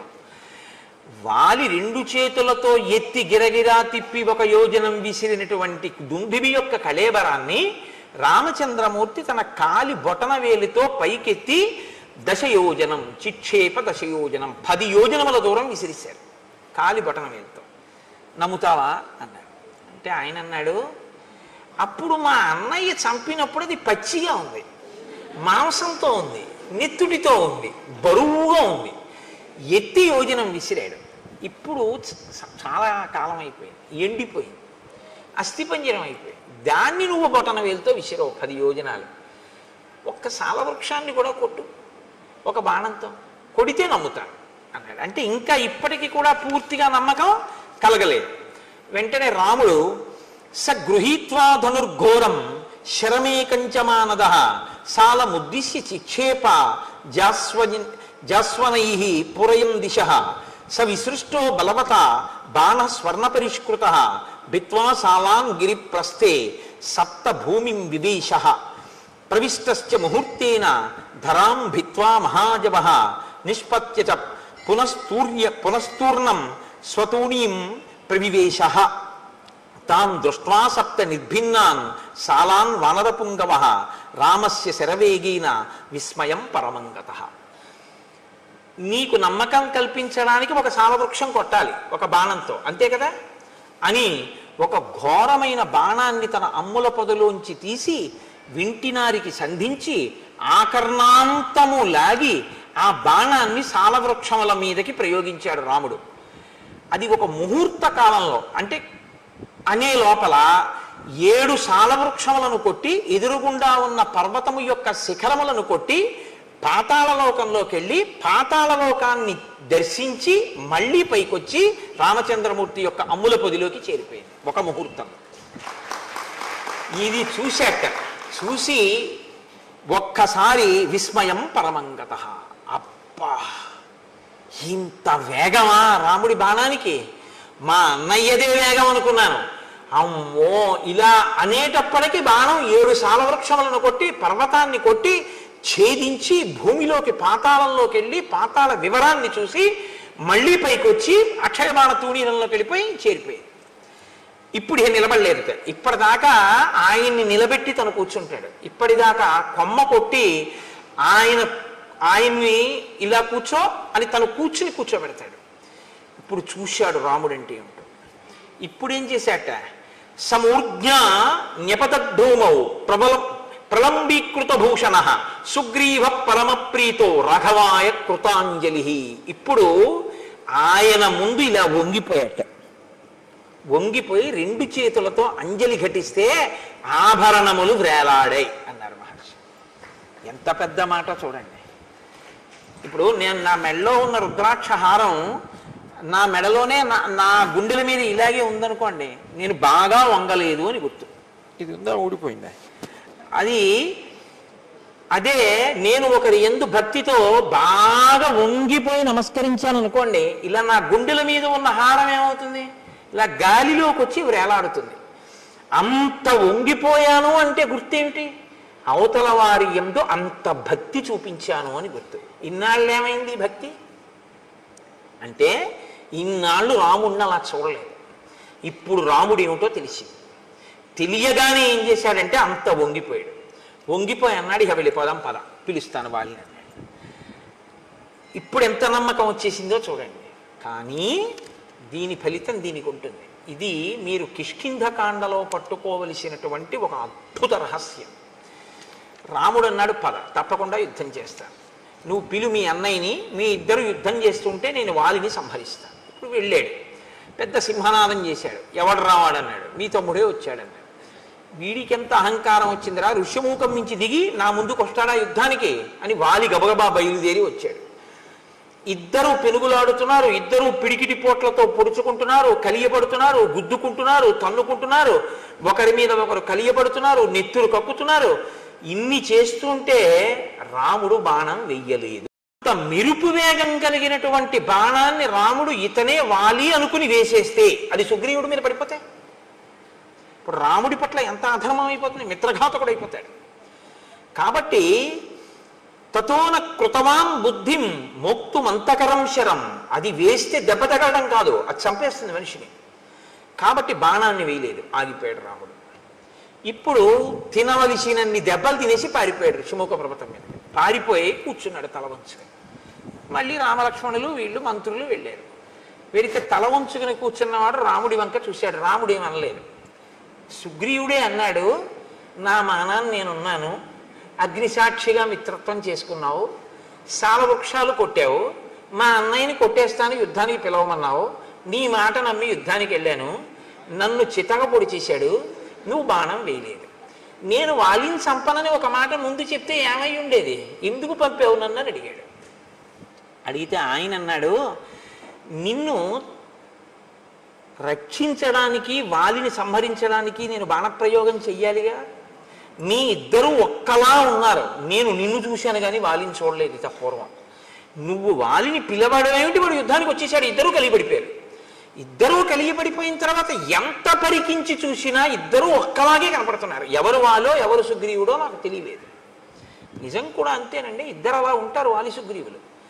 కాబట్టి ఇద్దరూ అలా ఉన్నారు కాబట్టి నేను ఎవరో తెలియలేదు. పైగా మల్ల యుద్ధం చేసేటప్పుడు ఎలా ఉంటుందంటే, ధనుర్వేదంలో బాణప్రయోగం చేసుకునేటప్పుడు ఒకరి ముందు ఒకరు నిలబడి ఉంటారు.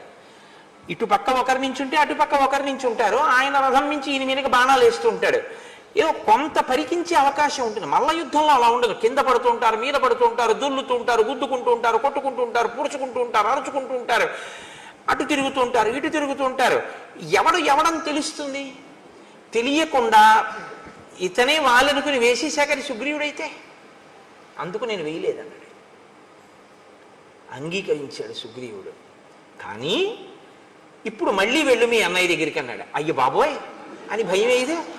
కాబట్టి నువ్వు బెంగ పెట్టుకోకు లక్ష్మణ, అదిగో ఆ పర్వత చర్యల కింద గజపుష్పీం ఇమాం పుల్లాం ఉత్పాట్య శుభలక్షణాం కురు లక్ష్మణ కంఠేస్య సుగ్రీవస్య మహాత్మనః.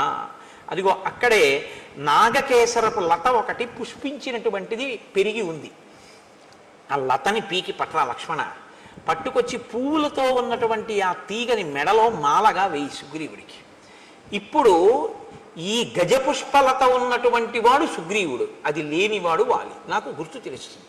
ఇప్పుడు వాలిని సంహరిస్తాను. కాబట్టి నువ్వు మళ్ళీ వెళ్ళి ఇప్పుడు పిలు మీ అన్నయ్యని యుద్ధానికి, నీకేమీ ప్రమాదం రాదు. ఇక్కడే మీరు ఒక విషయాన్ని గమనించాలి. ఇది యథార్థమేనా? రాముడు నిజంగా బాణం వేయకపోవడానికి కారణం అంతేనా? అంతే. మీరు అందులో ఏమాత్రమైన సందేహాన్ని మనసులో పెట్టుకుని మాట్లాడితే, రాముడు కొమ్మ వేశాడు సుగ్రీవుడు కూర్చోబెట్టలేదు, లక్ష్మణుడిని కూర్చోబెట్టలేదని మనసులో పెట్టుకుని బాణం వేయలేదండి అన్నారనుకోండి, రాముని యొక్క త్రికరణ శుద్ధిని మీరు శంకించడం అవుతుంది. మరి రాముడు బాణం వెయ్యడానికి వీలు లేనంతగా వాలి సుగ్రీవులు ఒక్కలా కనపడి రాముడు బాణం వెయ్యలేని స్థితి ఎందుకు వచ్చింది? సుగ్రీవుడి పాపమే అలా చేసింది. ఏమిటా పాపం? మహాత్ముల పట్ల అమర్యాదతో ప్రవర్తించడం, మహాత్ముల పట్ల మర్యాదతో ప్రవర్తించడం, ఈ రెండు సద్య ఫలితాలు ఇస్తాయి. మీరు ఒక పాపకర్మ చేసి ఉన్నారనుకోండి, మీరంటే మనం ఒక పాపకర్మ చేసామనుకోండి, అది ఎప్పుడో ఫలితాన్ని ఇస్తుంది. కొన్ని అవి ఏం చేస్తాయంటే వెంటనే ఏం ఫలితాన్ని ఇవ్వవు, ఇస్తాయి ఎప్పుడో, తర్వాత ఎప్పుడో ఇస్తాయి. కొన్ని ఈశ్వరుడు ఏం చేస్తాడంటే తర్వాత వరకు కూడా ఉంచడం. కొన్ని చాలా భయంకరమైనటువంటి ఉంటాయి. అందులో అత్యంత ప్రమాదకరమైనటువంటి దోషం మహాత్ముల జోలికి వెళ్ళడం. ఈశ్వరుణ్ణి బాగా గుండెలలో నమ్మి ఆరాధించేటటువంటి వాడు కానీ బాధపడేటట్టు మీరు ప్రవర్తిస్తే, ఆయన బాధపడ్డాడా పడలేదా పక్కకు వదిలేయండి, ఆయన పడకపోవచ్చు. ఆయన బాధ పడకపోయినా ప్రవర్తించినందుకు మీరు ఫలితం అనుభవించవలసింది. ఆయన పడలేదు కదండి ఫలితం, ఆయన ఏం బాధపడితే కదా నాకు ఫలితం ఇవ్వడానికి, అది వేరు. నువ్వు ప్రవర్తించావా లేదా ఈశ్వరుడు ఫలితం ఇచ్చేస్తాడంతే. నేను మీకు ఒక ఉదాహరణ చూపిస్తాను. సుబ్రహ్మణ్యేశ్వర స్వామి వారు ఈ దేశంలో సనాతన ధర్మంలో కర్మ మార్గాన్ని ముందు శంకరాచార్యుల వారు జ్ఞాన మార్గాన్ని నిలబెట్టడానికి వచ్చేటప్పటికి, శంకరాచార్యుల వారు అద్వైత స్థాపకుడు అంటారు, అంతకన్నా తప్పు మాట ఇంకోటి లేదు. శంకరులు అద్వైత స్థాపకులు కారు. ఎలా వచ్చేసిందో నాకు తెలియదు. ఆఖరికి ఆయన నామావళిలో కూడా అద్వైత స్థాపక ఆయన మహాన్ రాస్తూ ఉంటారు. ఆయన అద్వైత స్థాపకులు ఏంటి? అద్వైత స్థాపకులు శంకరాచార్యుల వారైతే అంతకు ముందు లేని దాన్ని ఆయన కొత్తగా తీసుకొచ్చి పెట్టినవారు. ఆ అవతారం వచ్చిందే వేదాన్ని ప్రచారం చేయడానికి. అద్వైతము వేదాంతర్గతమైన సిద్ధాంతము, వేదాంతర్గతము వేదసారమే అద్వైతము. వేదసారమైన అద్వైతాన్ని ఆయన ప్రచారం చేశారు. అద్వైత ప్రచారకులే తప్ప అద్వైత స్థాపకులు శంకరులు కారు. అద్వైత స్థాపకులు అంటే అంతకు ముందు లేనిది ఇప్పుడు కొత్తగా తెచ్చినది అవుతుంది. ఆయన ఏదీ కొత్తగా పెట్టలేదు, ఉన్నదాన్నే ఆయన ప్రచారం చేశారంతే. అప్పుడే శంకరాచార్యులు వారి అవతారం గురించి మీకు సరిగా అర్థమైందని గుర్తు. ఒక లేఖి ప్రశ్న ఒకటి వేస్తుంటారు, ఆయన జగద్గురువులు ఎప్పుడయ్యారని. జగద్గురువులు అవడం ఏమిటైనా? ఆయన పుట్టడం జగద్గురువుగా పుట్టారు. అసలు ఆయన జగద్గురువు అవడం అన్న మాట లేదు, ఆయన పుట్టడమే జగద్గురుత్వం అంతే. కైలాస శంకరుడు కాళజ శంకరుడిగా రావాలనుకున్నప్పుడే జగద్గురువుగా వచ్చారు ఆయన. తప్పించి అందుకే అసలు ఆయన వస్తూనే సన్యాసాశ్రమం తీసుకోవడానికే సిద్ధపడి ఉన్నారు, వివాహం చేసుకోలేదు. ఆతృత సన్యాసం స్వీకరించి లోకమంతా తిరిగారు. నాకు భవతి భిక్షాందేహి అంటే చేతిలో ఏ తల్లి కబళం వేస్తుందో వాళ్ళందరూ నా తల్లులే అన్నారు ఆయన. అమ్మా, నేను నీ దగ్గర ఉంటే నువ్వు ఒకటివే తల్లివి, నేను దేశమంతా తిరిగితే నాకు ఆకలేసి ఏ ఇంటి ముందుకెళ్ళి అన్నం అడిగితే నా చేతిలో అన్నం పెట్టిన తల్లులందరూ నాకు తల్లులే, కాబట్టి నేను సన్యాసం స్వీకరిస్తా అన్నారు. ఆయన ఎప్పుడో జగద్గురువు, పుట్టుకతోనే జగద్గురు. ఆయన ఒకప్పుడు జగద్గురువు అవడం, ఒక జగద్గురువు అవకపూర్వం అలా ఏముండవు శంకరాచార్యుల వారి అవతారంలో. అది తెలుసుకుని మాట్లాడాలి చెప్పేటప్పుడు. కాబట్టి ఇక్కడ శంకరాచార్యుల వారు జ్ఞాన మార్గ ప్రచారం చేసి అద్వైత సిద్ధాంత ప్రచారం ప్రారంభం చెయ్యడానికి ముందు ముందు సనాతన ధర్మాన్ని పటిష్టం చేయడం కోసం కర్మ మార్గాన్ని పటిష్టం చేయడానికి సుబ్రహ్మణ్యేశ్వర స్వామి కుమారిల భట్టు అన్న రూపంలో వచ్చారు. వచ్చి ఆయన బౌద్ధ మతం ఈ దేశం నుంచి కదిలిపోయేటట్టుగా చేశారు. కుమారిల భట్టు ముందు కదిపిన వారు అసలు. కాబట్టి శంకరాచార్యులు వారు బౌద్ధానికి వ్యతిరేకంగా ఉన్నారంటారు, తప్పది. శంకరులని బౌద్ధం తట్టుకోలేకపోయింది తప్ప శంకరులు అసలు ఎప్పుడూ ఎవరిని వెళ్ళదోసే ప్రయత్నం చేయలే. ఎందులో మంచి ఉంటే దాన్ని ఆయన గ్రహించారంతే. శంకరుల గురించి మీకు సరిగా అర్థమైతే మీరు శంకరుల గురించి మాట్లాడే మాటలు వేరుగా ఉంటాయి. శంకరులు ఎప్పుడూ ఎవరిని ఓడించి తరిమేయడం ఆయన యొక్క సిద్ధాంతం కానే కాదు, ఆయన ఆశయము కాదు. ఆయన ప్రతి దాంట్లోంచి సారమున్న ప్రతి దాన్ని ఆయన తీసుకున్నారు. ఎంతవరకు పనికొస్తుందో అంతవరకు చూపించారు. ఏది అనుష్ఠాన యోగ్యము కాదో అది అందుకు పనికిరాదు అని చెప్పారంతే తప్ప నే పట్టుకున్నదే సత్యం మిగిలినవన్నీ అసత్యాలని శంకరాచార్యుల వారు అసలు ఎప్పుడూ మాట్లాడలేదు. అలా మాట్లాడితే అటువంటి సంకుచితత్వంతో ప్రవర్తిస్తే శంకర భగవత్పాదులు షణ్మత స్థాపనాచార్యులు కానే కాలేరు. తర్వాత చాలామందికి ఒక అపోహ, శంకరాచార్యుల వారు విభూతి రేఖలు పెట్టుకుంటారు కాబట్టి ఆయన శివుడు, ఆయన పరమశివుణ్ణి ప్రధాన దైవంగా ఆరాధించిన వారు అని అనుకుంటారు. నేను మీకు ఒక యథార్థం చెప్పనా, శంకరాచార్యుల వారంత గొప్ప వైష్ణవుడు ఎక్కడ? శంకరాచార్యుల వారు చాలా గొప్ప వైష్ణవుడు. నేను ఎందుకు ఈ మాట అంటున్నానో తెలుసా అండి? శంకరాచార్యుల వారి ఆరాధ్య దైవం కృష్ణ పరమాత్మ. మీరు ఇప్పటికీ కాలడి వెడితే కాలడిలో ఆయన ఆరాధించినటువంటి కృష్ణ పరమాత్మ యొక్క స్వరూపాన్ని శృంగగిరి పీఠం వారే అక్కడ ఉంచారు. సచ్చిదానంద శివాభినవ నరసింహ భారతీ స్వామి వారు కదండి మహానుభావుడు. ఆ ప్రాంతానికి వెళ్ళి శంకరులు ఎక్కడ స్నానం చేశారో, ఎక్కడ మొసలి ఆయన కాలు పట్టుకుందో ఆ ప్రాంతాన్ని గుర్తించి శంకర భగవత్పాదులు తన తల్లిగారిని సమాధి చేసినటువంటి ప్రదేశాన్ని కూడా గుర్తించి అక్కడ శంకరాచార్యుల వారు పుట్టినటువంటి గదిని గుర్తించి ఆయన జ్ఞానశక్తి చేత అక్కడ శంకరాచార్యుల వారి గుడి కట్టించి ఎక్కడ రోజు ఆయన వెళ్ళి స్నానం చేసేవారో, తల్లిగారు స్నానం చేసేవారో, పూర్ణానదిని తీసుకొచ్చినప్పుడు కృష్ణాలయం అందులో మునిగిపోతుంటే కృష్ణుడు శంకరా నేను ఇప్పుడు ఎక్కడుండను అంటే ఆయన తీసుకొచ్చి బయట ఎక్కడ పెట్టారో అవన్నిటినీ పరిరక్షించారు శృంగగిరి పీఠం వారు. సచ్చిదానంద శివాభినవ నరసింహ భారతీ జాతికి అందించినటువంటి గొప్ప ఉపకారం. అందుకే శృంగగిరి పీఠాన్ని అధివసించిన మహాపురుషులందరూ ఏదో ఒక గొప్పతనాన్ని ప్రతి ఒక్కరూ ఒక్కొక్కటి ఈ దేశానికి అందించి వెళ్ళారు. అవతార పరిసమాప్తి చేసే లోపల శంకరాచార్యుల వారి జీవితం అంతా కూడా ఎక్కడ మంచి ఉంటే దాన్ని గ్రహించడం. అసలు ఆయన బ్రహ్మచర్యంలో ఉండగా ఆయన నోటి వెంట వచ్చిన మొట్టమొదటి స్తోత్రం లక్ష్మీ స్తోత్రం. విభూతి పెట్టుకోవడం అంటారా? విభూతి పెట్టుకోవడం అనేటటువంటిది వైదికమైన ప్రక్రియ, వేదాంతర్గతము. ఆ విభూతిని ఎడమ చేతిలో వేసుకుని కుడి చేతితో మూసి చెప్పవలసిన మంత్రం చెప్పి స్నానం అయిన తరువాత ఇస్తే సజల భస్మ, స్నానం చేయకపోతే పొడి భస్మ పెట్టుకోవాలని. ఆ సజల భస్మని కుడి చేతితో మూసి మంత్రం చెప్తారు. నేను కాకినాడలో శివమహాపురాణం చెప్పినప్పుడు ఆ మంత్రాన్ని బోర్డుల మీద రాసి అందరికీ ప్రచారం చేశాం కూడా, ప్రింట్ వేసి ఇచ్చి ఇలా పెట్టుకోండి విభూతిని. ఆ సజల భస్మని పెట్టుకుంటారు. అది వేదోక్తం, అది పురాణోక్తం. అది అందుచేత శంకరాచార్యుల వారి విభూతి పెట్టుకుంటే ఆయన శైవుడని కాదు దాని అర్థం. ఆయన చాలా గొప్ప వైష్ణవుడు. ఆయన సౌరోపాసన, గాణాపత్యం, శాక్తేయం వారు సౌందర్యలహరి చేశారు. శంకర భగవత్పాదుల వంటి వ్యక్తి, శంకర భగవత్పాదుల వంటి అవతారం శంకరాచార్యుల వారి తర్వాత ఇప్పటి వరకు రాలేదు. నా భూతో నా భవిష్యతి అని నేను అన్నాను. ఎందుకో తెలుసా? అలాంటి అవతారం మళ్ళీ రావాలని కోరుకోవాలి మనందరం. కాబట్టి నా భవిష్యతి అన్నమాట నేను అన్నాను. కాబట్టి అంతటి మహానుభావుడు శంకర భగవత్పాదులు అంటే. సరే, నేను ఎందుకు మీతో ఇది మనవి చేయవలసి వచ్చింది అంటే ఒక దాంట్లోంచి ఒక దాంట్లోకి వెళ్ళడం జరిగింది. శంకరులకు ముందు సుబ్రహ్మణ్యేశ్వర స్వామి వారు వచ్చారు. నాన్నగారు వచ్చే లోపల ముందు కొడుకు వచ్చాడు. కర్మ మార్గాన్ని నేను పరిపుష్టం చేస్తే జనం సనాతన ధర్మం వైపుకి తిరుగుతారు. తిరిగిన తరువాత నాన్నగారు వచ్చి జ్ఞాన మార్గాన్ని నిలబెడతారని ఆయన కర్మ మార్గాన్ని పరిపుష్టం చేశారు. చేసినప్పుడు ఆయనకి బౌద్ధులతో ఒక వాదన జరిగింది. ఆయన బౌద్ధుల రహస్యాలు తెలుసుకున్నారు శఠబుద్ధితో ఒకప్పుడు. అలా తెలుసుకుంటే తప్ప ఖండించడం కుదరదని. తదనంతర కాలంలో ఆయన బౌద్ధుడు కాడు అని తెలుసుకుని ఆయన్ని సంహరించే ప్రయత్నం చేస్తే ఆయన ఏం చేశారంటే ఒక భవనం యొక్క పై అంతస్తులోంచి కిందకి దూకేస్తూ వేదమే ప్రమాణమైతే నాకు దెబ్బ తగలకుండుగాక అని దూకేశారు పైనుంచి. దూకేస్తే కుమరిల భట్టు కింద పడిపోయారు.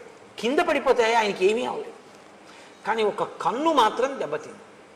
ఆయన వెంటనే వేదమాత గాయత్రిని ప్రశ్నించారు. నేను వేదాన్ని నమ్మాను, నేను ప్రమాణమైతే అని చెప్పి దూకితే నాకేం అవ్వలేదు, కానీ నా కన్ను ఎందుకు దెబ్బతింది అని అడిగారు. వెంటనే అశరీరవాణిగా వేదం అంది, వేదమే ప్రమాణము కనుక నాకు దెబ్బ తగలకూడదని నువ్వు అని ఉండి ఉంటే నీకు దెబ్బ తగిలి ఉండేది కాదు. వేదమే ప్రమాణమైతే అంటే చిన్న అనుమానం ఉంది కాబట్టి కన్ను దెబ్బతింది. సంశయం ఒకటి చిన్నది పెట్టుకున్నావు కాబట్టి ఆ పాటి దెబ్బ నువ్వు తినవలసి ఉంటుంది. ఎందుకంటే మహాత్ముల పట్ల, దేవతా స్వరూపాల పట్ల ఆస్తిక్య బుద్ధి అంటే చేసేటప్పుడు నమ్మి చెయ్యాలి తప్ప ఉందో లేదో అన్న అనుమానంతో చేయకూడదు. సుగ్రీవుడు రాముడు చేస్తాడంటున్నాడు, కానీ పరీక్షలు పెడుతున్నాడు. దీని ఫలితం ఎక్కడికి పోతుంది? కాబట్టి ఇప్పుడు రాముడి మీదకి తోయకండి. రాముడికి తెలిసి రాముడు కావాలని బాణం వేయలేదు, ఓ కొమ్మ మీద తన్ని కూర్చోబెట్టాడని, లక్ష్మణుడికి కొమ్మ వేయలేదని, అందుకని రాముడు బాణం వేయకుండా బాగా దెబ్బలు తిన్నాక వెనక్కి తీసుకొచ్చి బుద్ధి వచ్చిందా అని చెప్పి అప్పుడు దండయించాడు అనుకోకండి. అలా అయితే అసలు రాలేదు. అప్పుడు మీరు రాముని యొక్క శీలాన్ని మీరు అవమానించినట్లు అవుతుంది. రాముడు అలా ఉండడు, ఆయన త్రికరణ శుద్ధి. రామో దీర్ణాభిభాషతే, అమ్మా నాకు 2 మాటలు మాట్లాడడం చేత కాదమ్మా అన్నాడు ఆయన. కాబట్టి నేను చంపుతాను అని మాట ఇచ్చినటువంటి రాముడు చంపకుండా ఉండి మీ ఇద్దరు ఓలా ఉన్నారు అందుకు చంపలేదు అని రాముడు చెప్తే రాముడు అబద్ధం అన్నట్టు అవుతుంది. అప్పుడు మీరు రామాయణాన్ని సరిగ్గా పరిశీలన చేయలేదు, రామాయణం బాగా అర్థం చేసుకునే ప్రయత్నం మీరు చెయ్యలేదు అని గుర్తు. సుగ్రీవుడు రాముణ్ణి నమ్మాడు, కానీ అంటే but is a bit of poison, కానీ అనేటప్పటికి అందులో చిన్న అనుమానం ఉంది. అనుమానం ఉండి ఆయన యందు నమ్మకం కలగడానికి ఆయనకే పరీక్షలు పెట్టి క్లేశాన్ని కల్పించినందుకు మహాత్ముడైన రాముడు ఇబ్బంది పడ్డాడా? ఈశ్వరుడికి అనవసరం. రాముడు ఈశ్వరుడని మాట్లాడకండి. ఇప్పుడు రాముడు ఈశ్వరుడని మాట్లాడేశారనుకోండి, మీరు మళ్ళీ కథ ఇంకొక కొంత తొక్కేస్తుంది. ఇప్పటి వరకు నరుడనేగా మనం మాట్లాడుకుంటున్నాం, అలాగే మాట్లాడుకుందాం. కాబట్టి నరుడిగా అలా అయితే వెంటనే శంఖచక్రాలు గదా బాణ పద్మం చూపించేసి నీ మొహం ఇచ్చా నేను విష్ణువుని రా అని చెప్పచ్చు. అలా చెప్పలేదుగా. అస్థిపంజరాన్ని ఎత్తి అవతల పారేయమంటే ఎత్తి అవతల పారేసాడు. నరుడిగానే చూపిస్తున్నాడు, తనకే ఉపకారం కావాలన్నట్టే చూపిస్తున్నాడు ఆయన. సీతమ్మని నువ్వు వెతికి పెట్టాలన్నట్లు. కాబట్టి ఇప్పుడు మహాత్ముడి జోలికి వెళ్ళాడు అని మీరు చెప్పవలసి ఉంటుంది. ధర్మాన్ని అనుష్ఠించేటటువంటి వాడు, సత్యాన్ని పట్టుకున్నవాడు, మిత్రధర్మానికి కట్టుబడ్డవాడు, శక్తి ఉండి ప్రతిజ్ఞ చేసిన వాడైనా అలా కుదరదయ్యా, నువ్వు చేసినా నేను నమ్మను, నువ్వు ఇవి చేస్తేనే నేను నమ్ముతాను అనీష్ ఉంటే ఇంకోలా ఉంటుంది. నువ్వు ఇంద్రుడంతటి వాడివి, ఇంద్రుడిని గెలుస్తావు కానీ అంటూ ఉండడం మాట ఒకలా, లోపల ఒకలా సుగ్రీవుడికి ఉంది. కాబట్టి ఇప్పుడు రాముడు బాధపడ్డాడా లేదా పక్కన ఉంచండి. కుమరిల భట్టనే అంతటి వారు సాక్షాత్ సుబ్రహ్మణ్యావతారం అయినా కూడా అనుమానం వ్యక్తం చేసినందుకు దెబ్బతిన్నారే, మరి అది సుగ్రీవుడికి మాత్రం ఎందుకు వర్తించదని మీరు అనుకుంటున్నారు? అంత పెద్ద రక్షణ ఉంటుంది, కానీ ఆ రక్షణ పొందడానికి ముందు చేసిన పాపం కడిగేసుకోవాలి. ఇది పోవాలి. ఇది కడగడానికి ఈశ్వరుడు రామునికి ఇద్దరూ ఒక్కలా ఉండి బాణం వెయ్యలేనటువంటి పరిస్థితి ఉత్పన్నమవుతోంది, కాసేపు బాణం వేయకుండా ఉండడమే మంచిదన్న బుద్ధిని ప్రచోదనం చేశాడు. అప్పుడే రామాయణాన్ని రామాయణంగా మీరు అర్థం చేసుకున్నట్టు అవుతుంది. ఇప్పుడు రాముడి దోషం ఏముంది? ఆయన అదే చెప్పాడు, మీ ఇద్దరూ అశ్విని దేవతల్లో ఉన్నారు, ఒక్క బాణం సరే వేసేద్దాం ఏమైతే అయింది అని వేసేయడానికి అది మామూలు బాణం కాదు, ప్రాణాలు ఉగ్గడించేస్తుంది.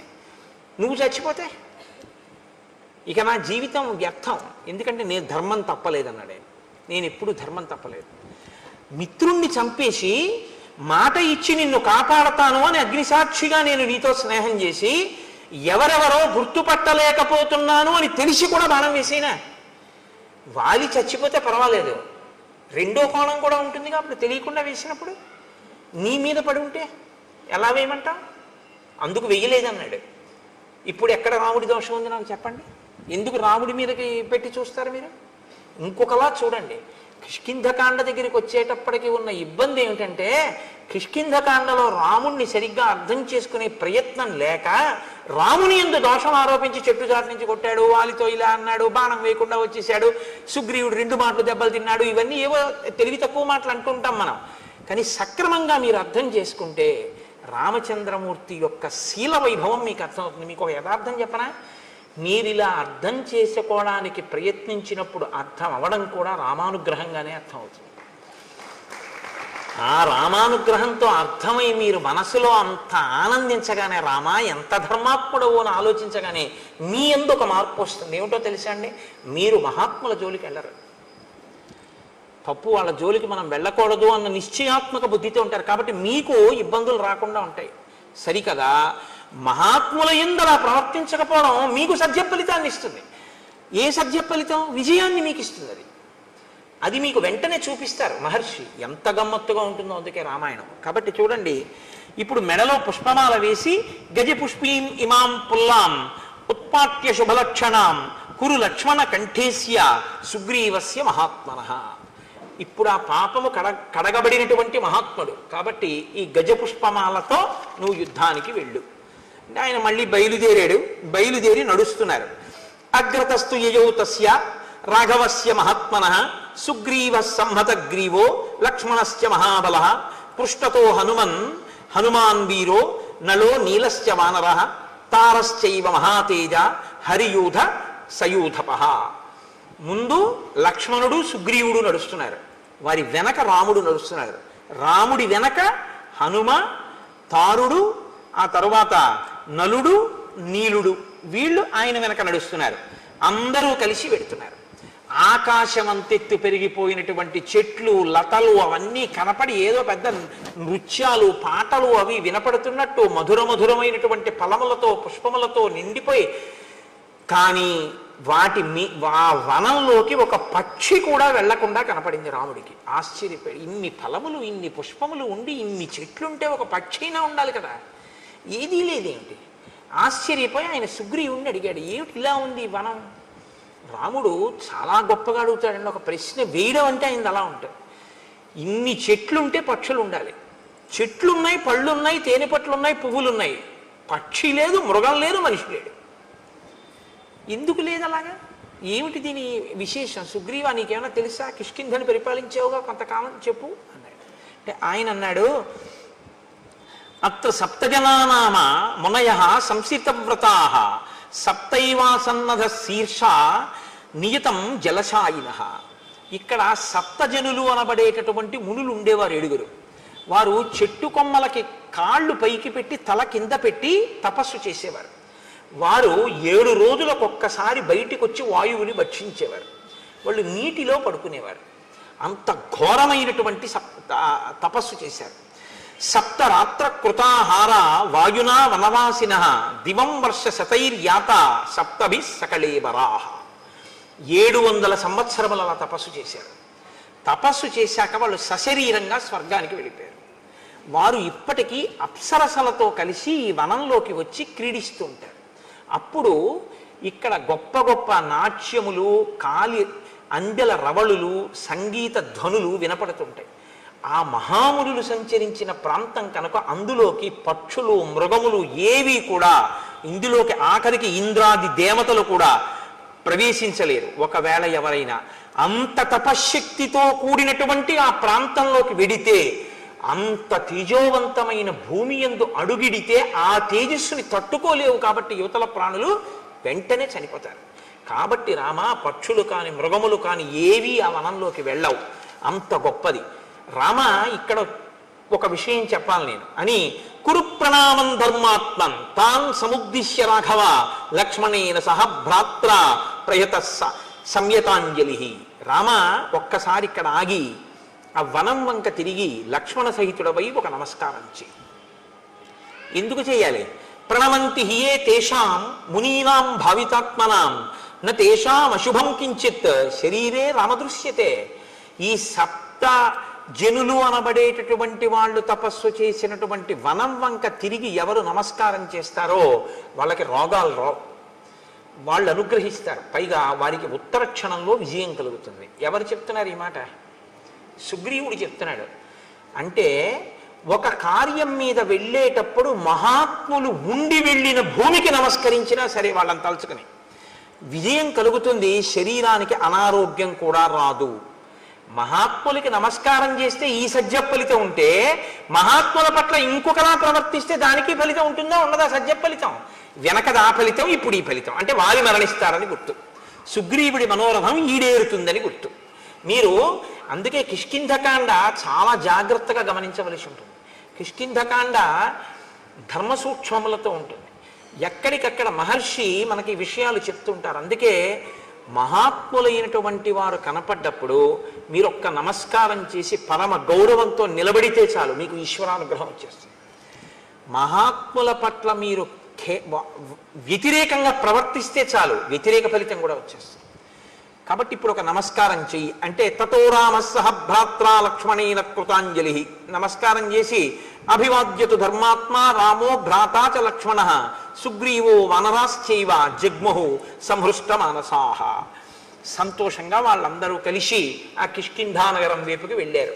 వెళ్ళిన తర్వాత సుగ్రీవుడు ఒక మహానాదం ఒకటి చేశాడు. ఆ మహానాదానికి అక్కడ ఉండేటటువంటి గోవులన్నీ కూడా తోకలెత్తి పారిపోయాయి. ఆకాశంలోనూ చెట్ల మీద ఉన్నటువంటి పక్షులన్నీ గుండెలు బద్దలై నేల మీద పడి మరణించాయి. అంత పెద్ద మహానాదం చేశాడు. అప్పుడే సుగ్రీవుణ్ణి తరిమేశానన్న ఆనందంతో అంతఃపురంలోకి వెళ్ళి తారతో క్రీడిస్తూ మధుపానాసక్తుడై ఉన్నాడు వాలి. శ్రుత్వాతు తస్య నినదం సర్వభూత ప్రకంపనం మదశ్చైక పదే నష్టః క్రోధాశ్చాపతితో మహాన్. వెంటనే ఇప్పుడిప్పుడు వీణ్ణి నేను ఇంత యుద్ధం చేసి నెత్తురు కారేటట్టు కొట్టి తరిమి వచ్చాను, మళ్ళీ వచ్చి సింహనాదం చేస్తున్నాడు ఆ యుద్ధానికి అని విపరీతమైన క్రోధం వచ్చి లేచి నిలబడ్డాడు వాలి. సతు రోషపరీతాంగో వాలి సంధ్యాతపప్రభ ఉపరక్త ఇవాదిత్య సద్యో నిష్ప్రభతాంగత. గ్రహణం నాడు సూర్యుడు ఎలా కాంతి కోల్పోతాడో నిలబడిన వాలి యందు కోల్పోబడుతున్నటువంటి కాంతి కనపడింది, లేదా కాంతి క్షీణించిన వాలిగా నిలబడ్డాడు. అంటే మృత్యు ఆసన్నం అవుతోంది అని గుర్తు. ఆయన గబగబ అడుగులు వేసి బయటికి ఎడుతున్నాడు. తార ఆయన భార్య. శ్రీరామాయణంలో తార ఒక మెరుపు, అద్భుతం. అసలు కిష్కింధకాండలో తార పాత్ర అనుపమానం. అలా మాట్లాడుతుంది, 2 పర్యాయాలు మాట్లాడుతుంది కిష్కింధకాండలో, 2 సార్లు అంతే. మీరు చెవులొగ్గి వినాలన్నమాట తార మాట్లాడుతుంటే. అలా మాట్లాడుతుంది. బృహస్పతి యొక్క కుమారుడు తారుడు, తారుని యొక్క కూతురు తార. అందుకని తాతగారి తెలివితేటలన్నీ వచ్చాయి ఆవిడికి. మీరు శ్రీరామాయణంలో ఇంకో గమ్మత్తుంది. రామాయణంలో కొన్ని జంటలు కనపడతాయి మీకు.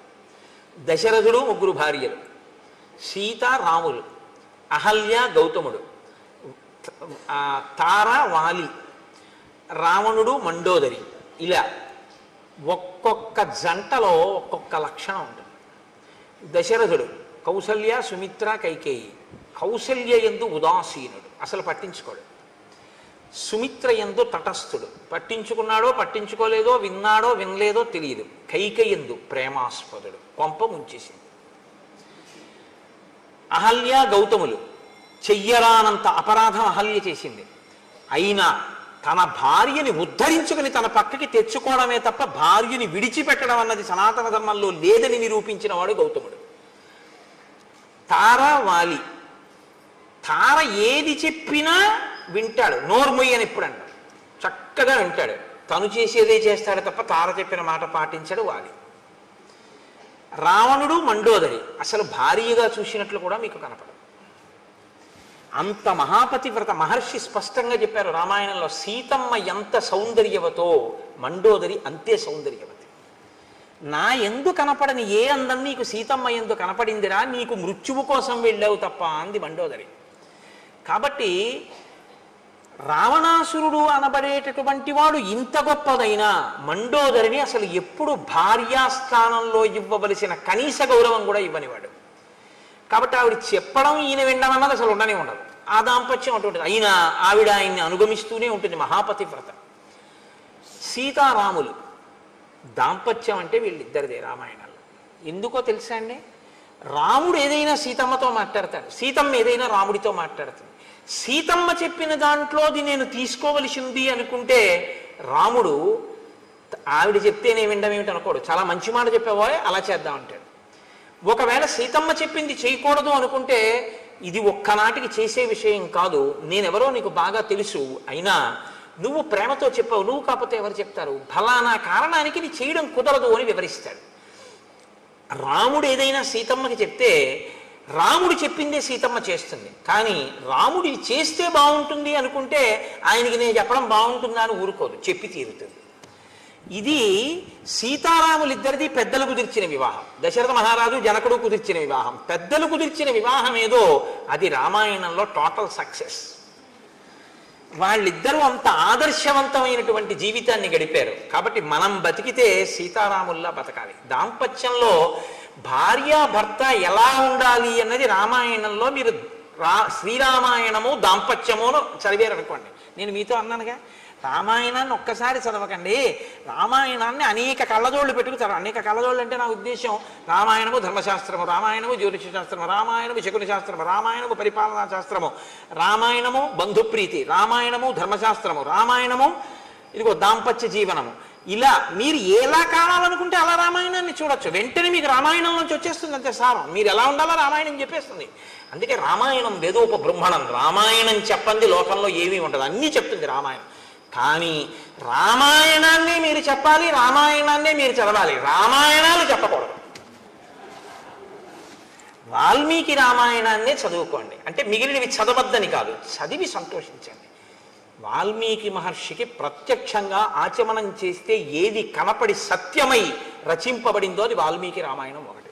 మిగిలినవి అనుభవింపబడి రచింపబడినటువంటి రామాయణాలు. కాబట్టి లోకంలో అందుకే ఓ మాట వచ్చిన ఏదో రామాయణం చెప్పి వెళ్ళాడా అంటే ఏది చెప్పినా రామాయణంలోంచి తప్ప చెప్పడానికి ఇంకో చోటు నుంచి ఉండదు.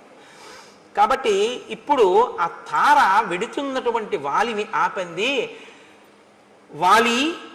వాలి దంస్ట్రా కరాళస్తు క్రోధా దీప్తాగ్ని సన్నిభ భాక్చుత్పతిత పద్మాభ సంమృణాల ఇవ హ్రద. ఆ వెడుతున్నటువంటి ఆ వాలిని ఆపి తార అంటుంది, నీవు తొందరపడి మళ్ళీ ఇప్పుడిప్పుడే ఏ సుగ్రీవుణ్ణి పిడికిటి పోట్లు పడిచి నెత్తురు కారేటట్టు కొట్టావో ఆ సుగ్రీవుడి మీద యుద్ధానికి నువ్వు మళ్ళీ వెడుతున్నావు. కానీ సాధుక్రోధమిమం వీర నదీవేగమివాగతం శయానాద్దుదిత కాల్యం త్యజ భుక్తామివస్రజం. ఒక పురుషుడు రాత్రి పడుకోబోయే ముందు, నిద్రలోకి వెళ్ళడానికి ముందు మెడలో ఒక పుష్పహారం వేసుకుని పడుకుంటాడు. అంటే అదేంటంటే అలా కూడా వేసుకుంటారా అంటే అలా వేసుకుంటారు రంధానికి. ఇప్పుడు మనం అంటే అంతంత డబ్బులు అంతంత పూలదండలు అవన్నీ ఇప్పుడులే, అదోలా చూస్తారు అలా వేసుకుంటే. కానీ అలా వేసుకుని పడుకునేవారు పూర్వం. కాబట్టి పూలహారం వేసుకుని నిద్రించినటువంటి పురుషుడు మరునాడు నిద్ర లేవగానే నలిగిపోయిన పుష్పహారాన్ని తీసి ఎలా పక్కన పడేసి బయటికి వస్తాడో అలా నీలో జనించినటువంటి కోపాన్ని ఉత్తర క్షణం విడిచిపెట్టేసేయి. నదీ ప్రవాహంలా వస్తోంది నీకు కోపం, ముంచెత్తుతోంది నేను. ఆ ముంచెత్తుతున్న ప్రవాహాన్ని పురుషుడు దండ వేసుకుని రాత్రి పడుకున్నవాడు ఉదయం విడిచిపెట్టినట్టు ఆ క్రోధాన్ని నువ్వు విడిచిపెట్టు. నేను చెప్పిన మాట విను. సహసాతవ నిష్క్రామో మమ తావన్న రోచతే శ్రూయతాం చాభిదాస్యామి ఎన్నిమిత్తం నివార్యసే.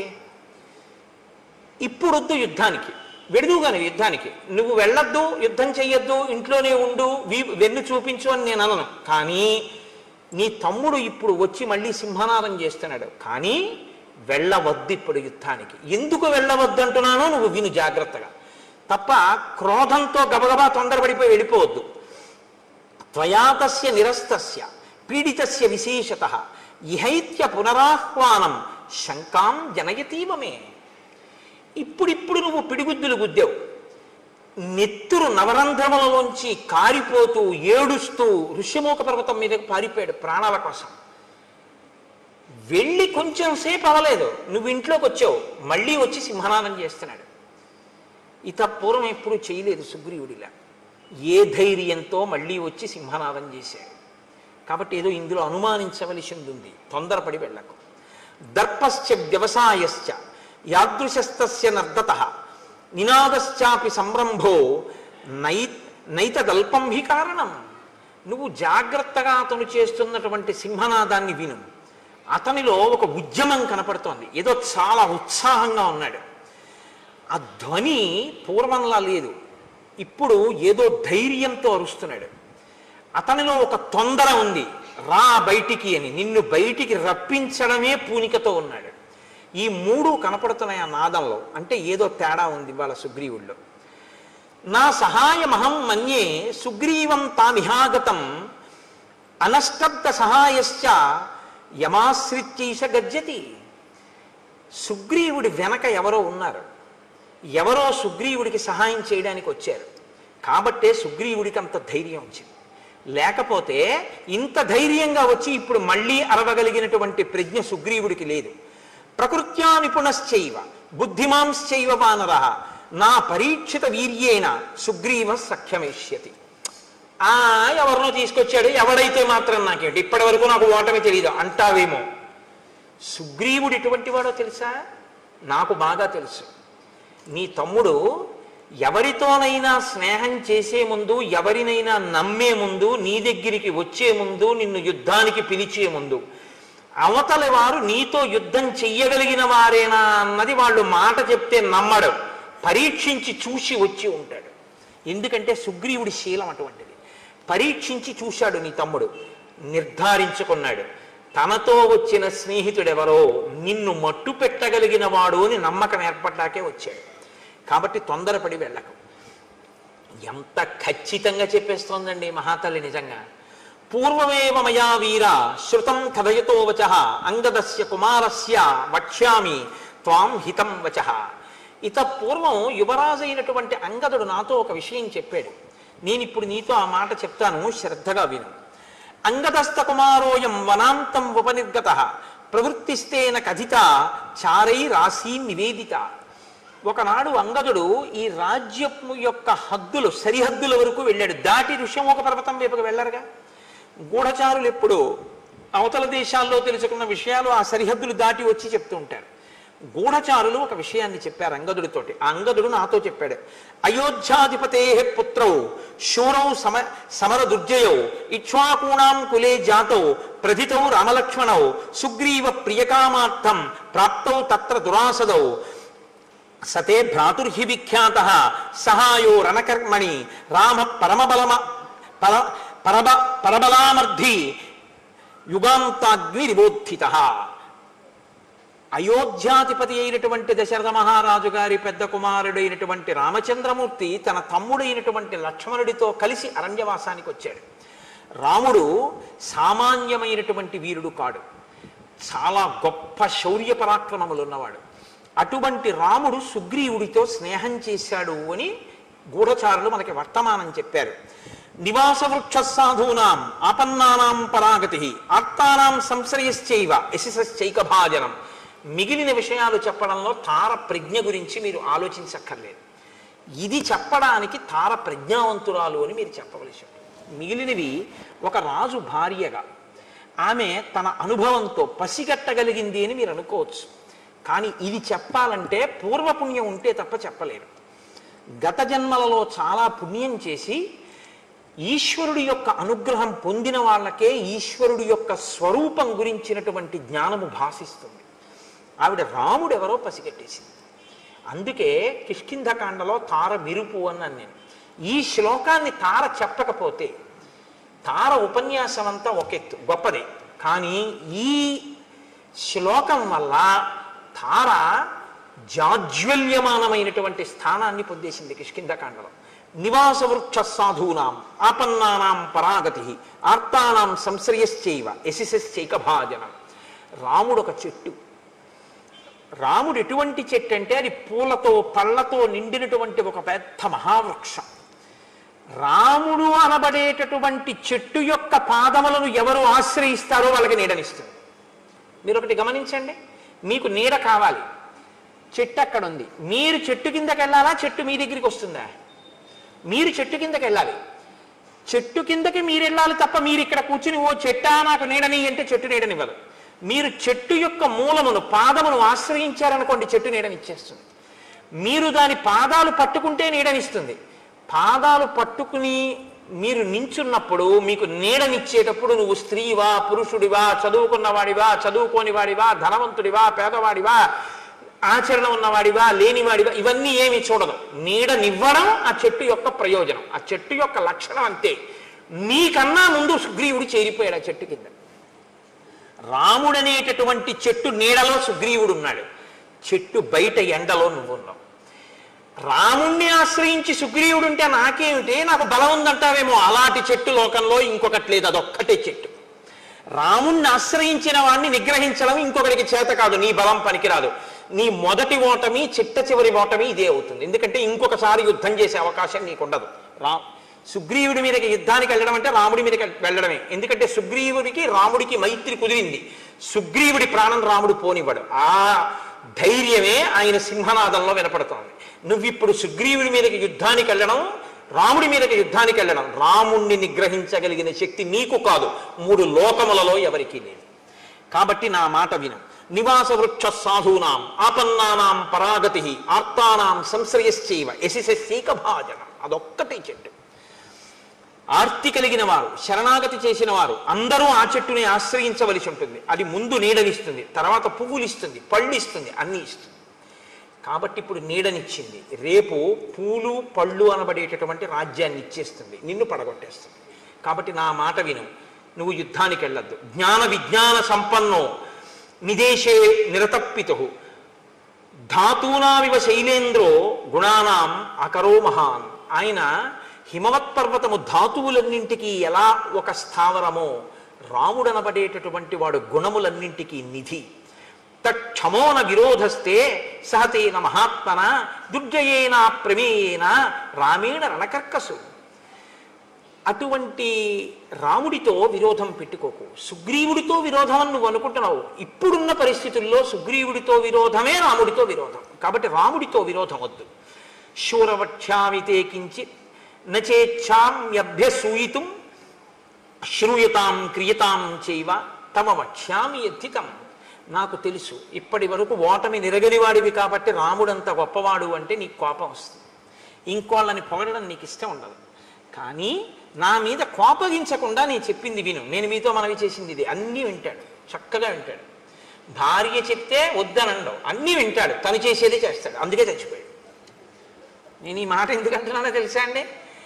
భార్య మంత్రి, ఆవిడ కన్నా నీ ఆనందాన్ని నీ అభ్యున్నతిని కోరుకునే వాళ్ళు ఉండరు. కాబట్టి ఆవిడ మాట వినవలసి ఉంటుంది కొన్నిసార్లు. కానీ ఆవిడ తప్పు చెప్తోందన్నప్పుడు దిద్దే అధికారం పురుషుడికి ఎప్పుడు ఉంటుంది. దిద్దాలి కూడా భర్త, కేవలం అనుసరించకూడదు. మంచి స్వీకరించాలి, చెడుని వద్దు అలా మనం చేయకూడదు, అలా వద్దని చెప్పగలగాలి. అది అనడు ఇది అనడు, అన్నీ వింటాడు, యుద్ధానికి ఎడతాడు. అది వాలితో వచ్చిన పెద్ద చిక్కు. కాబట్టి ఇప్పుడు ఆవిడంది యవ్వరాజ్యేన సుగ్రీవం తూర్ణం సార్థభిషేయచ విగ్రహం మా కృధా వీర భ్రాత్ర రాజన్ బలీయస. ఎందుకయా సుగ్రీవుడితో నీకు వైరం? నీ తోడ పుట్టినవాడయా, ఒక ప్రమిదలో వెలుగుతున్నటువంటి 2 జ్యోతులు మీ ఇద్దరు. ఆయన ఏం తప్పు చేశాడు నువ్వు అసలు రాజ్యం నుంచి? ఉత్సజ్జురు వైరముత్సృజ్య దూరత. నువ్వు చక్కగా సుగ్రీవుడితో స్నేహం చేసి, రాముడితో స్నేహం చేసి, వాళ్ళిద్దరితో ప్రీతిపాత్రంగా ప్రవర్తించడం మొదలుపెట్టు, నువ్వు మరింత బలపడిపోతావు. లాలనీయోహితే భ్రాత యవీయానేషవానరా తత్రవా సన్నిహస్తోవా సర్వదా బంధురేవతే. నీ తమ్ముడే అతను, నీ చేత లాలింపబడడానికి యోగ్యుడు, అతని మీద కోపం పెట్టుకుంటానంట ఏంటి? కోపం పెట్టుకోకు. ఇక్కడ ఉండని, అరణ్యంలో ఉండని, సుగ్రీవుడు నీకు తమ్ముడు అంతే, ఈ జన్మకంతే ఇంకా మీ బంధం. అటువంటి తమ్ముడిని ఎందుకు దూరం చేసుకుంటావు? పిలిచి యవరాజ్య పట్టాభిషేకం చేయి. నహితేన సమం బంధుం భువి పశ్యామి కంచన దానమానాది సత్కారై కురుష్వ ప్రత్యనంతరం. నాకు తెలుసున్నంత వరకు వాలి సుగ్రీవుడి వంటి బంధువు నీకు ఈ లోకంలో లేడు. తమ్ముడు నీ ఎంతంత ప్రీతి ఉన్నవాడు, నీ సేవకుడుగా బతికేటటువంటి వాడు. ఎందుకు దూరం చేసుకుని అతన్ని చంపుతానంటావు, అతని మీదకి యుద్ధానికి ఎడతానంటావు? వెళ్ళకు. హాయిగా పిలిచి అంతఃపురంలో కూర్చోబెట్టి అతనికి కావలసినటువంటివన్నీ సమకూర్చు, సంతోషపడిపోయి నీ దగ్గర చేతులు కట్టుకుని వంగి నమస్కరిస్తూ నీ వెంట ఉంటాడు. వైరమే తత్సముత్సృజ్య తమ పార్శ్వే సతిష్టతు సుగ్రీవో విపులగ్రీవ తమ బంధు సదామత. నీకు కుడి భుజం ఎలా ఉంటుందో బలంలో, సుగ్రీవుడు నీకు పక్కనుంటే అంత బలంగా ఉంటుంది. అందుకని ఆయన్ని మించిన వాడు లేడు. కాబట్టి సుగ్రీవుడితో స్నేహం చేయి. భ్రాతు సౌహృదమాలంబ నాణ్యా గతిరిహాస్థితే. నువ్వు సుహృద్భావాన్ని నీ తమ్ముడి యందు చూపించావా, నా మాట విను. సాధువాక్యం కురుష్వమే, నీ చెప్పినటువంటి మంచి మాట నువ్వు చెయ్యి. నేను చెప్పినటువంటి హితవచనములను కానీ నువ్వు తప్పకుండా ఆచరిస్తే, యుద్ధం చెయ్యకుండా రాముడితో సుగ్రీవుడితో స్నేహం చేస్తే 10 కాలాలు సంతోషంగా మనం జీవించగలం. ప్రసీద పద్యం శృణుజల్పితం హిమే నరోషమేవాను విధాతుమర్హసి క్షమోహితే కోసలరాజసూనున నిగ్రహ శక్ర సమాన తేజస. ఇంద్రుడితో సమానమైనటువంటి రాముని తేజస్సుని నిగ్రహించడానికి నువ్వు సరిపోవు. ఆ రాముడు సుగ్రీవుడి వెనక ఉన్నాడు. స్పష్టంగా చెప్తున్నాను, నా మాట నమ్ము. యుద్ధానికి వెళ్ళకు. సుగ్రీవుణ్ణే లోపలికి పిలిచి అవరాజ్యమి. పరమ సంతోషంగా మీ అందరూ హాయిగా ఉంటారు. నా మాట విని నేను చెప్పిన మాట ఆచరిస్తే నేను ఎంతో సంతోషిస్తాను అని తార వాలితో చెప్పింది. వాలి ఏం చేస్తాడో రేపు చూద్దాం. ఎందుకంటే వాలి ఏం చేస్తాడో మొదలుపెట్టాను అనుకోండి, అమంగళం వైపుకి పెడుతుంది, మరణం వైపుకి తీసుకెళ్ళవలసి ఉంటుంది. అందుకని ఇవాళ భార్య ప్రీతిగా చెప్పింది, రేపు ఏం చేస్తాడో చూద్దామన్న మంగళకర ఘట్టం దగ్గర ఆపే ప్రయత్నాన్ని చేస్తాను. ఇవాళ రోజు మనం రామనామం కదా చెప్తున్నాం. ఇవాళ రామనామ స్థానంలో ఒక ప్రత్యేక కార్యక్రమం ఒకటి మీరు కొద్దిసేపు అవధరించండి. లోకంలో ఒక మర్యాద ఒకటి ఉంది. ఏమిటా మర్యాద అంటే, ఏదైనా చేస్తున్నటువంటి క్రతువు కానీ, చేస్తున్నటువంటి జరుగుతున్న ఒక సభ కానీ పూర్ణంగా పవిత్రమైపోయింది, భగవంతుడు పరిపూర్ణంగా ఆశీర్వదించాడు, చాలా సంతోషించాడని గుర్తు ఏమిటో తెలుసా అండి? పంచశిఖలు పెట్టుకుని దీక్షావస్త్రంతో ఉన్నటువంటి వటువు సభాప్రవేశం చేయడం. అందుకే బలిచక్రవర్తి అంతటి వాడు వటువు సభలోకి వస్తుంటే, వడుగా ఎవ్వరివాడవెవ్వడవు సంవాస స్థలం వెయ్యది ఎడకున్ నీ వరుదించుటన్ సఫలమయ్యన్ వంశమున్ జన్మమున్ కడు ధన్యాత్ముడనైతే ఈ మఖము యోగ్యం వయ్యే సుహృతంబులయ్య శిఖులున్ కళ్యాణమి కాలమున్ అంటాడు. ఒక కార్యం భగవదనుగ్రహాన్ని పొందింది అని గుర్తు ఏమిటో తెలుసా అండి? సభలోకి వటు వచ్చి కూర్చుంటాడు. నేను మీకు ప్రమాణం చూపిస్తున్నాను, నా సొంతంగా చెప్పేశాను అనుకుంటున్నారేమో. వడుగా ఎవ్వడవు, ఆ ప్రశ్న మనం అడగక్కర్లేదు, తెలుసు. సంవాస స్థలం వెయ్యది ఈ ఎడకున్ నీ వరుదించుటన్ సఫలమయ్యన్ వంశమున్ జన్మమున్. సఫలమైపోయింది మన వంశం జన్మాను ఆయన రావడం వల్ల. వటు అంత గొప్పవాడు, ఉపనయనం చేసుకున్నవాడు. కడు ధన్యాత్ముడనైతి ఈ మఖము యోగ్యం వయ్యి సుహృతంబులయ్య శిఖులున్ కళ్యాణమి కాలమున్. పట్టాభిషేకం రాబోతోంది కదా. కాబట్టి వటువా, నువ్వు ఒక్కసారి చక్కగా లేచి వచ్చి ఈ వేదిక మీద కూర్చో. మొన్ననే ఉపనయనం చేసుకుని గుంటూరులో సంపూర్ణ శ్రీరామాయణ ప్రవచనాలు జరుగుతున్నాయని, అంత రామాయణ ప్రవచనం జరుగుతున్నటువంటి శృంగేరి శారదాపీఠ ప్రాంగణంలో వెళ్ళి కూర్చుని నేను ఒక్కసారి రామాయణం ఒక ఉపన్యాసం విని వస్తాను అని వాడు నిన్నగాక మొన్న 2 రోజులైంది వాడు సంధ్యావందనం చేసుకుని కూర్చో. వీడు నాకు శిష్య సమానుడే, అందుకని ఏకవచన ప్రయోగం నేను చెయ్యొచ్చు. వీడు ఎంత ధారణ చేశాడంటే, ఎంత చక్కగా సంధ్యావందనం గాయత్రి చేసుకుంటున్నాడంటే, ఏదో పేరుకి ఉపనయనం చేసుకుని ఒంటి మీద యజ్ఞోపవీతం వేసుకుని 20 ఏళ్ళైనా కూడా ఇంకా సంధ్యావందనంలో కనీసం గాయత్రి ధ్యాన శ్లోకం కూడా రాని వాళ్ళు వీడిని చూసి సిగ్గుపడాలి అని చెప్పడానికి నేనేం మొహమాట పట్టలేదు. వాడు 2 రోజులైందేమో సంధ్యావందనం చేసి. వాడు ఎంత చక్కగా గాయత్రి చేస్తున్నాడంటే, వాడు నా దగ్గరకు వచ్చి కూర్చుని ఇవ్వాల వాడు గాయత్రి మంత్రం గురించి కొన్ని విషయాలు తెలుసుకుని నా ఆశీర్వచనం పొందాలి అని వాడు ప్రత్యేకం హైదరాబాద్ నుంచి వచ్చి వాడు ఇవాళ ఇక్కడ రామాయణం వింటాను అని ఇంత వైదికంగా వచ్చి కూర్చుని రామాయణ ప్రసంగం విన్నాడు. నీ రాక చేతనాన రామచంద్రమూర్తి యొక్క అనుగ్రహం పరిపూర్ణంగా లభించినట్టు. వటు వస్తే గౌరవించాలి మనం. కాబట్టి శృంగగిరి పీఠం కాబట్టి అందున ఒక వటువు సన్యాసి ఇద్దరిని తప్పకుండా గౌరవించవలసిన బాధ్యత పీఠం మీద ఉంటాయి. వటువుకి ఏవి పడితే ఇవ్వకూడదు. వటువుకి ఇస్తే గొడుగో జన్నిదమో కమండలయో నాకున్ ముంజియో దండమో వడుగైనెక్కడ కరుల్ వామాక్షులు అశ్వంబులెక్కడ నిత్యోచిత కర్మమెక్కడ మదాకాంక్షితంబైన 3 అడుగుల మేర త్రోవకిచ్చుటదే బ్రహ్మాండంబు నా పాలికే. కాబట్టి నీకో యజ్ఞోపవీతం మొదలైనవి బ్రహ్మచారికి ఏమి ఇవ్వాలో అది శృంగగిరి పీఠం తరపున ఇస్తారు. ఏనన్నా ఆచమనం చేయడానికి అర్ఘ్యం ఇవ్వడానికి పాత్ర అవి ఏది పీఠం తరపున బహూకరించండి. చక్కగా ఎంత గొప్ప సన్నివేశం అండి ఇవాళ, మీ అందరూ చూసి సంతోషించారు.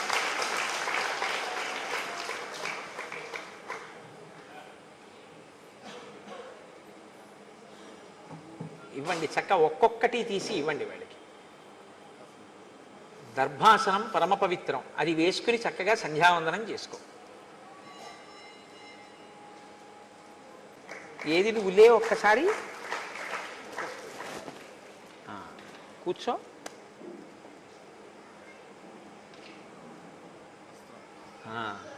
అరుణాంశకోత్తరీయంబుతోడ సరిలేనిరా కట్టు జరువాముల కట్టు బెడగారు నీర్కావి పింజతోడ ధవళ ధవళములకు జన్నిదములతోడ కాశికాముద్రయుడిన యుంగరంబుతోడ శాంతరసముప్పు బ్రహ్మ తేజంబుతోడ ప్రవరుడయ్యవి ఎచ్చర ప్రవరుడపుడు అంటాడు అలసాని పెద్దనగారు. కాబట్టి నువ్వు బ్రహ్మచారివి కాబట్టి చక్కగా ఈ వస్త్రాలు కట్టుకుని సంధ్యావందనం చేసుకో. ఏనన్నా వీడికి ఏకవస్త్రధరోధన్వి సిఖీ కనకమాలయ ఉత్తరీయం అక్కర్లేదు అండి. యజ్ఞోపవీతం ఎప్పుడైనా నీ ఒంటి మీద ఉన్నది జీర్ణం అయితే ఇది వేసుకుందుగా. వాడికి ఆచమన పాత్ర, ఓ చక్కగా ఆచమన పాత్ర, అర్ఘ్యపాత్ర, నీ అదృష్టమే అదృష్టం. అదిగో నువ్వు చక్క అర్ఘ్యం ఆచమనం చేయడానికి అది, అర్ఘ్యం ఇవ్వడానికి ఇది అక్కడ పెట్టుకో. ఒక విభూతి ఉండ నువ్వు విభూతి ధారణ చేయడానికి పళ్ళెంలో పెట్టుకో. ఆ మాల కళ్ళకు అద్దుకుని మెళ్ళలో వేసుకో. అయితే ఇలా అయ్యి నేను వేసేస్తాను. విసరండి ఒకసారి, వటువు కదా ఒకసారి విసరండి, విసరండి. ఇప్పుడు వాడికి ఇవ్వండి, అది దగ్గర పెట్టుకో. వాడికి ఒకసారి ఆ గొడుగు పట్టండి. నువ్వు వేదిక దిగిపోయేటప్పుడు ఈ గొడుగు పట్టుకుని వెళ్ళు. ఏమ్మా వాడికి ఆ గొడుగు పట్టండి, ఛత్రం ఇలా పట్టండి మంచి. అది ఇప్పుడు అక్కడ పెట్టేసి ఒక వటువు వచ్చాడు కదా, పీఠం తరపున సత్కరింపబడ్డాడు. ఉత్తినే వెళ్ళిపోకూడదు వటువు. వటువు ఆశీర్వచనం చెయ్యాలి. వటువుకి ఆ అధికారం ఉంటుంది. అందుకే కదా స్వస్తి జగత్రీ భువన శాసనకర్తకు హాసమాత్ర విద్ధిస్త నిలింపభర్తకు సుధారా పదవ్యవహర్తకున్ మునీంద్రస్తుత మంగళాధ్వర విధాన వ్యవహర్తకు దానవ లోకభర్తకున్ అని వామనమూర్తి బలిచక్రవర్తికి ఆశీర్వచనం చేశారు.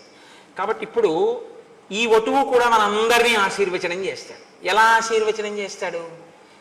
ఇతను ఎలా చేస్తాడంటే గోవిందనామాలు చెప్తాడు మనందరికీ. ఆ గోవింద నామం చేత సభకంతటికి ఆశీర్వచనాన్ని కృప చేస్తాడు. వీడికి సహకరించడానికి వాళ్ళ బాల కూడా వచ్చింది. శారదాపీఠం కదా, బాల వస్తే అమ్మవారు నడిచి వచ్చినట్టే. కాబట్టి ఆ బాలాస్వరూపం కూడా వచ్చి కూర్చుని గోవిందనామాలు చెప్తుంది.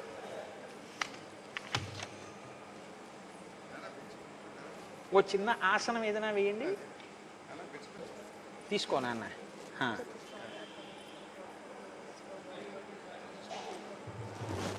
ఋషయ ప్రవరాన్విత కౌండిన్యస గోత్ర ఆపస్తంభ సూత్ర కృష్ణ యజుశాఖాధ్యాయి సూర్యవంశీ శర్మ అహంభో అభివాదయే.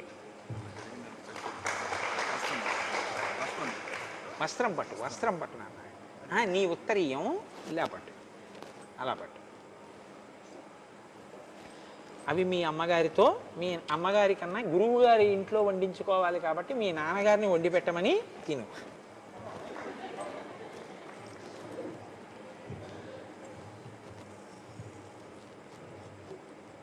ఇది నేను బిగించేశాను, అది మీరు బిగించండి ఆ పాప దగ్గర.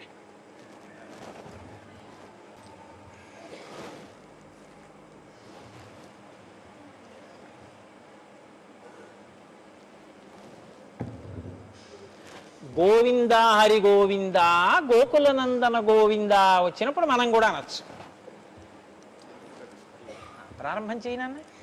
శ్రీ శ్రీనివాస గోవింద శ్రీ వెంకటేశ గోవింద భక్తవత్సల గోవింద భాగవత ప్రియ గోవింద నిత్య నిర్మల గోవింద నీలమేఘ శ్యామ గోవింద పురాణ పురుష గోవింద పుండరీకాక్ష గోవింద గోవింద హరి గోవింద గోకుల నందన గోవింద నందనందన గోవింద నవనీత చోళ గోవింద పశుపాలక శ్రీ గోవింద పాప విమోచన గోవింద దుష్ట సంహార గోవింద దురత నివారణ గోవింద శిష్ట పరిపాలక గోవింద కష్ట నివారణ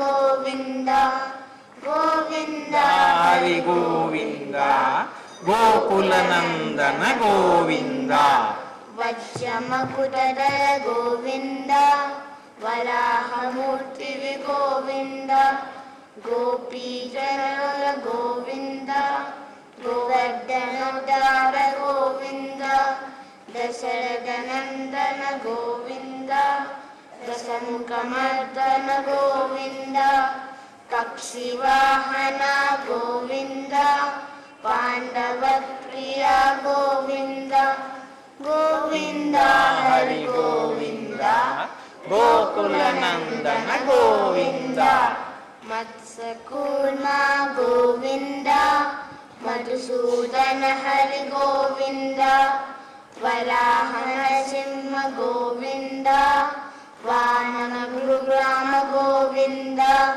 బౌద్ధ కల్కిధర గోవింద బలరామానుజ గోవింద ధేనుగాన ప్రియ గోవింద వెంకటరమణ గోవింద గోవింద హరి గోవింద గోకుల నందన గోవింద సీతానాయక గోవింద సీత పరిపాలక గోవింద దరిద్ర జన పోషక గోవింద ధర్మ సంస్థాపక గోవింద అనాథ రక్షక గోవింద ఆపద్బాంధవ గోవింద శరణాగత వత్సల గోవింద కరుణాసాగర గోవింద గోవింద హరి గోవింద గోకుల నందన గోవింద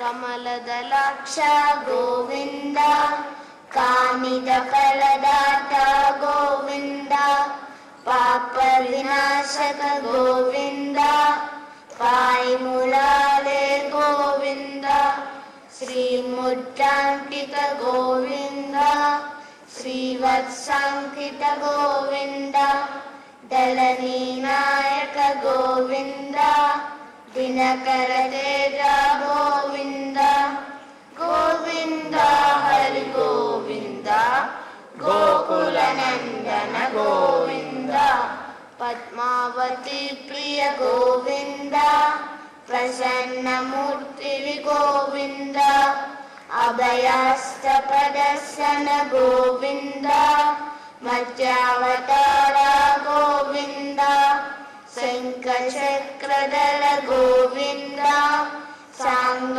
గదాధర గోవింద విరజాతీశ గోవింద విరోధి మర్దన గోవింద గోవింద హరి గోవింద గోకుల నందన గోవింద సాలగ్రామధర గోవింద సహస్రనామ గోవింద లక్ష్మీ వల్లభ గోవింద లక్ష్మణ గజ గోవింద కస్తూరి తిలక గోవింద కాంచనాంబరధర గోవింద గరుడ వాహన గోవింద గజరాజ రక్షక గోవింద గోవింద హరి గోవింద గోకుల నందన గోవింద వానర సేవిత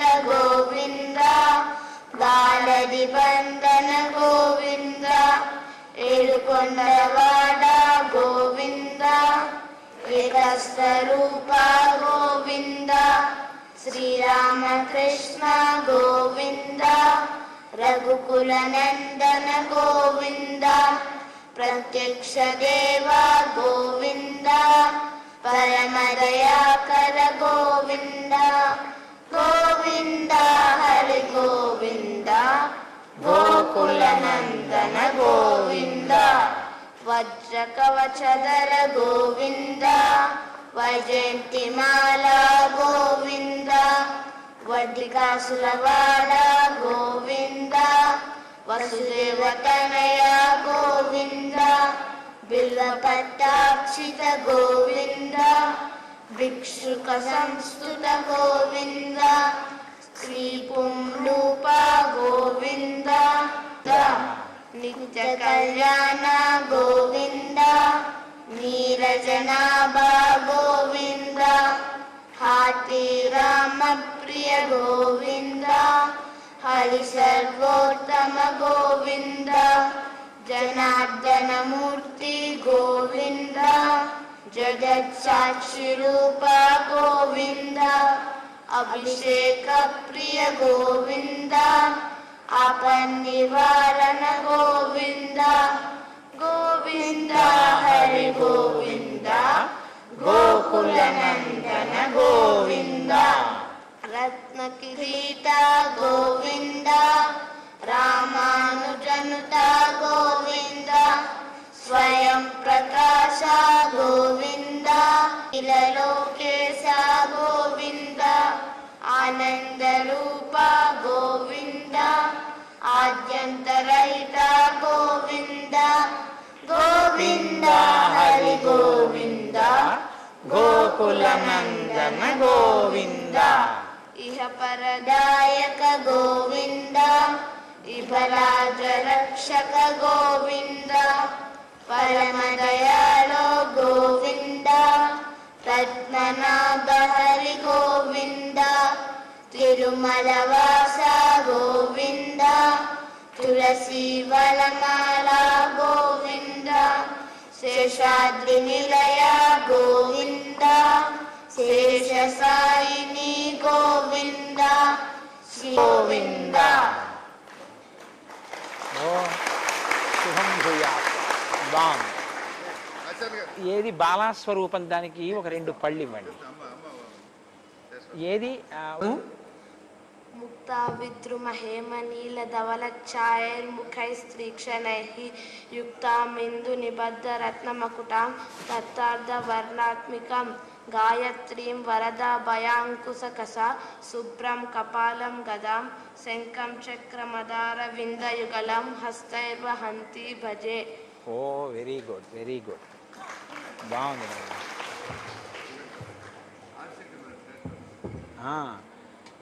भवति जायमानोन्नाङ्के दुर्सामेत्यग्रे भागं देवेभ्यो विददात्स्यायन् प्रचन्द्रमास्तिरति दीर्घमायुः यादास्तं विपरीतना. శారదమ్మ వారి శేషవస్త్రం. ఇప్పుడు ఇది ఇలా అయ్యి చెప్తాను.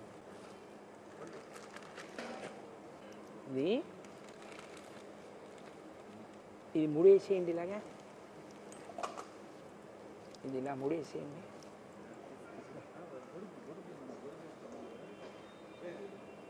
ఇచ్చేస్తారా? గొడుగేసుకో. ఇది ఎడం చేత్తో పట్టుకో, మూట వేసుకుని చక్కగా మెల్లగా దిగి వెళ్ళు. వాడికి జాగ్రత్తగా చేయి పట్టుకుని సహకరించండి గోపాలకృష్ణ గారు. మంగళాశాసనపరైః మదాచార్య పురోగమైః సర్వైశ్చ పూర్వైరాచార్యైః సత్కృతాయాస్తు మంగళం. మంగళం కోసలేంద్రాయ మహనీయ గుణాత్మనే చక్రవర్తి తనూజాయ సర్వభౌమాయ మంగళం. ఉమాకాంతాయ కాంతాయ కామితార్థప్రదాయినే శ్రీగిరీశాయ దేవాయ మల్లినాథాయ మంగళం. करचरणकृतं वा कर्मवाक्कायजं वा श्रवणनैनजं वा मानसं वापराधं विहितं वा रुणाब्धे श्रीमहादेवशम्भो सर्वं श्री उमामहेश्वर परब्रह्मार्पणमस्तु।